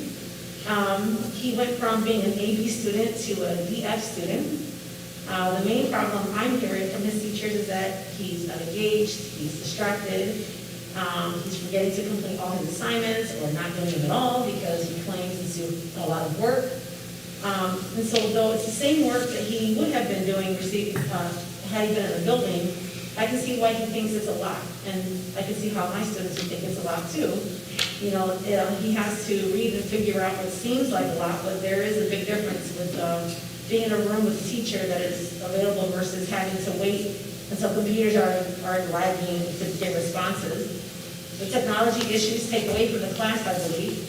Being behind a screen doesn't give students a sense of care or ownership because the teacher isn't physically watching them. So there just really isn't any accountability, I think, or enough, not any, but there isn't enough accountability, I think. All this is just to ask that if students with IEPs are going to be allowed back, please consider all of them, and even those with 504s as well. Even if they're still doing online, I mean, I myself, as a teacher, I'm willing to have my students in my class who don't understand, so that way I can help without interrupting a lesson. I would be able to physically be there and help them maneuver through their computers and things of that nature. I would even accept a hybrid model. I mean, anything so they can physically see me, even if it's just for a little while, so I can help them be successful. Because I really think that that physical accountability of ICU needs to be there. And then just a quick sidebar. Just want to encourage, I think everyone's concerns are genuine about coming back, but like Mr. Miller stated, not all students have the luxuries to Wi-Fi, headphones, a quiet space, or even an adult at home. Some kids are babysitting their siblings while trying to learn themselves. I've seen it. The reality is we need to do what we can for our children's education while making sure safety measures are being had. If we have to teach and have a routine, then so be it. Call me hyper-positive, I don't care. We are teachers for a reason. Our ability to adapt, be flexible, solve problems, and do what we can to guide our students to become good social-emotional citizens in their community. I, for one, am willing to do all of the above. And so, thank you for your consideration. Have a nice night. Thank you. Thank you. All right, Cindy Murphy. Cindy Murphy, 6838 Colorado. Blueprint. I'm glad you brought it up about going to the whole district. Blueprint is an extremely expensive program. It doesn't take care of a lot of students. And it really needs to take care of all of them. We have a lot of underachievers in the district. There wasn't enough time in the first 3 minutes. Class Catalyst. Well, it's a real cute program, but all I see is more work for teachers. I don't know if they're going to stick it in the advisory, but if you get 30 kids in the class and a 30-minute advisory, how are you going to respond to them all and ask them how their emoji is for the day? Things get a little tense early over curriculum. So I went back and I said, you know what, if you haven't been to the board meetings a lot, sometimes acronyms come up, and you don't know what they mean. And you think they mean one thing, so I looked it up. What is curriculum? The subjects comprising a course of study in a school. What's curriculum mapping? It's the process indexing or diagramming a curriculum and identifying and addressing academic gaps, redundancies, misalignments for purposes of improving the overall coherence of a course of study. By extension, its effectiveness. Or sequencing, in which topics will be taught. Math is a perfect example of curriculum mapping because you want things taught in a certain manner because things fall into each other. So I've never had this many texts from teachers before in my life during a school board meeting, and the frustrations that were coming out, and one of them was over curriculum mapping. I've been coming to board meetings for 20 years. About every 2, maybe 3 years, School City has redone the curriculum maps. Do you know how frustrating that is for a teacher? You just get used to the old maps, and someone's coming up with a new one. And this teacher that's kept it, she's been on 3 committees already to doing curriculum maps. So Dr. Comer, we did his work a couple years back. He's from East Chicago, Yale, child psychologist, wonderful things. And he did a thing called the no-fault zone. And the no-fault zone means we've got a problem. And we've got to stop blaming each other and say we've got a problem and let's come up with a solution. And curriculum, which I love and I can talk about all day, is what drives our children to do better, gets them interested in school. So when we start doing these curriculum maps, we need to tell the teachers, well, we did a root cause analysis and we found we need to redo them because of this. We're really sorry we just threw them out and we have to redo them again. And like Trustee King was bringing up, and they talked about doing diverse curriculum, you shouldn't wait to the new textbooks. We should be letting teachers teach diverse curriculum now. Because with the curriculum mapping, you can fit it in. And that's one of the things when we visited Indiana Academy down in Muncie and Ball State, they did wonderful curriculum down there that we could be doing here right now that could be exciting to children and make them want to go to school, which I always have to bring them in high school, of course. Get that curriculum going, and yes, you're right, we need a new director of curriculum because curriculum is everything in this district. Because otherwise, why are the children coming to school? Thank you. Relationships. What was that? Well, I know in this district, they've always done curriculum mapping. And if you've been in education, things change. There was always a saying in education, if it works, well, we got to change it. You know, right? I mean, I've been there, done that, played in that movie. But we've always done curriculum mapping. I remember during school improvement presentations, you know, Ms. Whitenick would say, you know, how they were doing a lot of curriculum mapping at their schools, and this school and that school.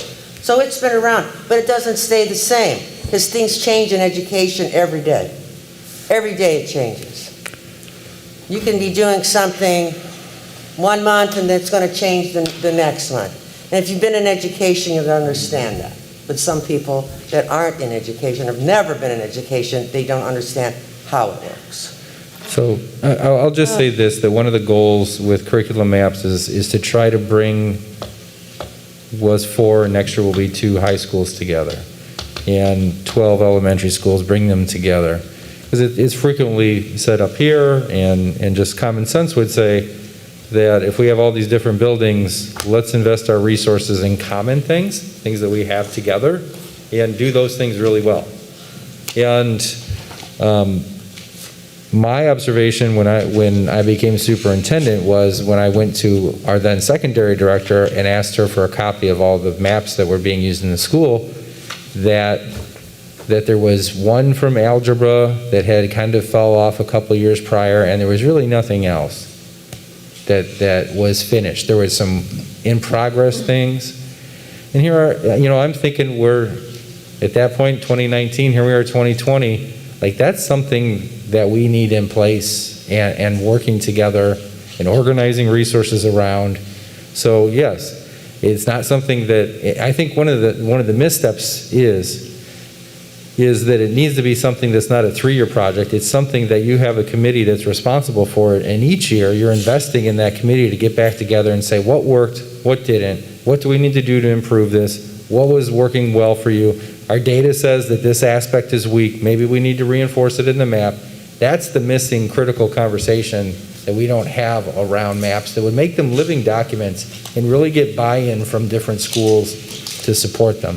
So I do applaud the work that our teachers largely have been doing on the maps and the administration that's been supporting them. But I don't want to invest in things that only last for a year or two and are gone. Like I've been in Hammond since '97, so I could give you a long list of things like that. They were really good initiatives, but they weren't seen through and they died off. And I don't want to do that anymore. It's too critical of a juncture in our school's history. Like we have to invest in the right things and see them through. And I just don't believe we need a director of curriculum at this time. We have two excellent people, Mr. Salinas, Miss Yanders. And I know what Miss Yanders could do, because she used to be my principal a long time ago. So I know what that woman can do. And Mr. Salinas has been run. So we have a director of elementary, we have a director of secondary. They know what curriculum is, and they can do the job. That's right. So, all right. It's 9:27.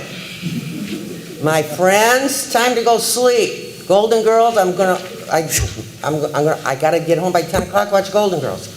Okay. Wow. All right, so, item 11, reports from superintendent. Okay, so I just had one thing, Brian, if you want to, can you still pull it up there?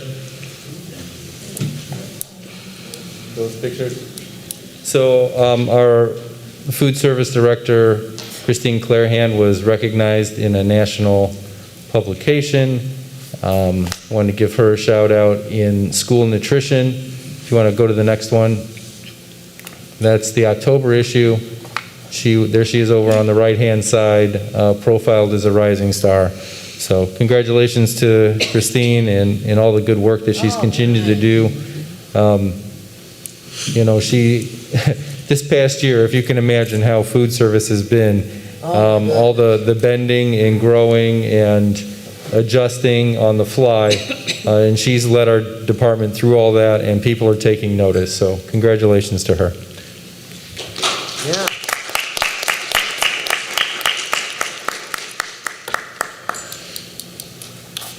All right, reports from board members. Trustee Miller, do you have anything? No. Trustee Candelaria? I have none. Okay, I just want to thank all the emails I received from teachers. I'm sorry I couldn't get right back to you because I came out of retirement and went back to teaching special ed. So I've been, of course, busy. But I want to thank all the teachers and everybody that has emailed your concerns. I understand. All right, but we will get through this. We will work together. And just everybody breathe, everybody relax. Let's just work together as a team. Trustee Zulno. I'd just like to thank everyone for coming out tonight, and amazingly, I'd like to thank everybody for all the emails also. It was quite a bit of reading today, so it kept me rather busy, but thank you very much. Trustee King. Thank you, Trustee Mamala. Mr. Miller, I just have a few items I want you to provide for us, if possible. I watched the last school board meeting, and I see that we're bringing fall sports back. What's the date for the first game? So they've played this past weekend. Oh, they did? Oh, well, Yes. you all know I've been out of sorts No for problem. the last 30 days. So when is the next game?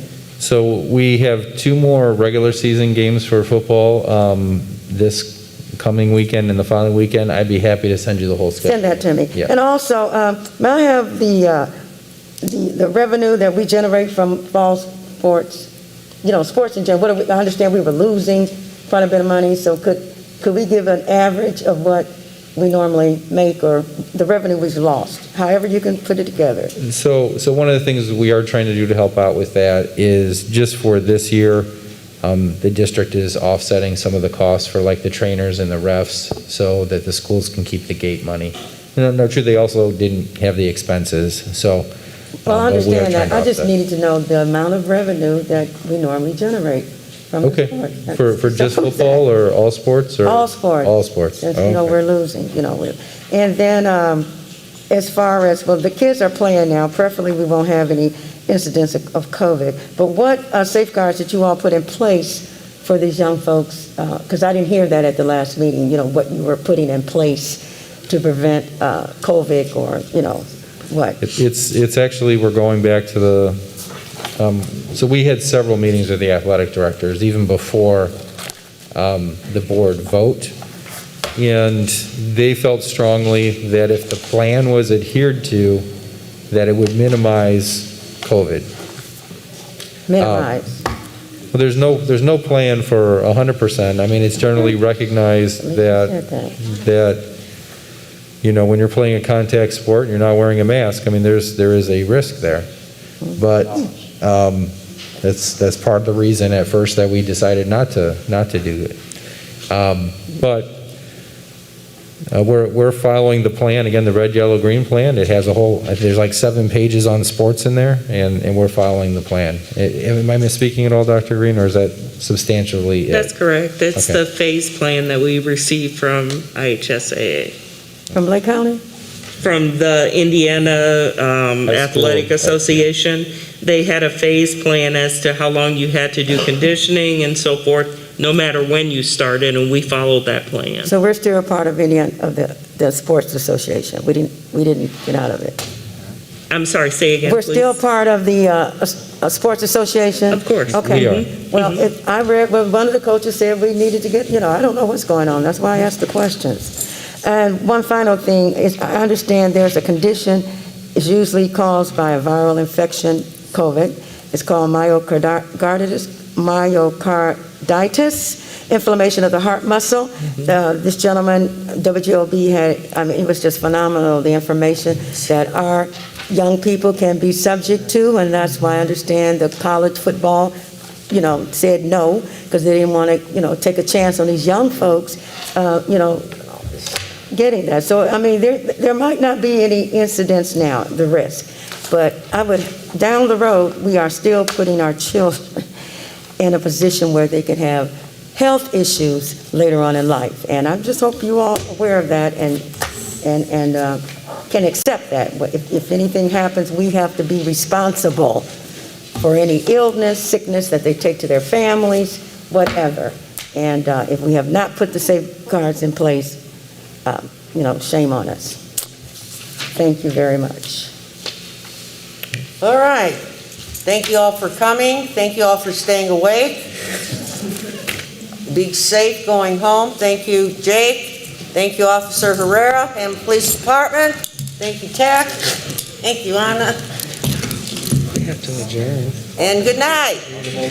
Motion to adjourn. So moved.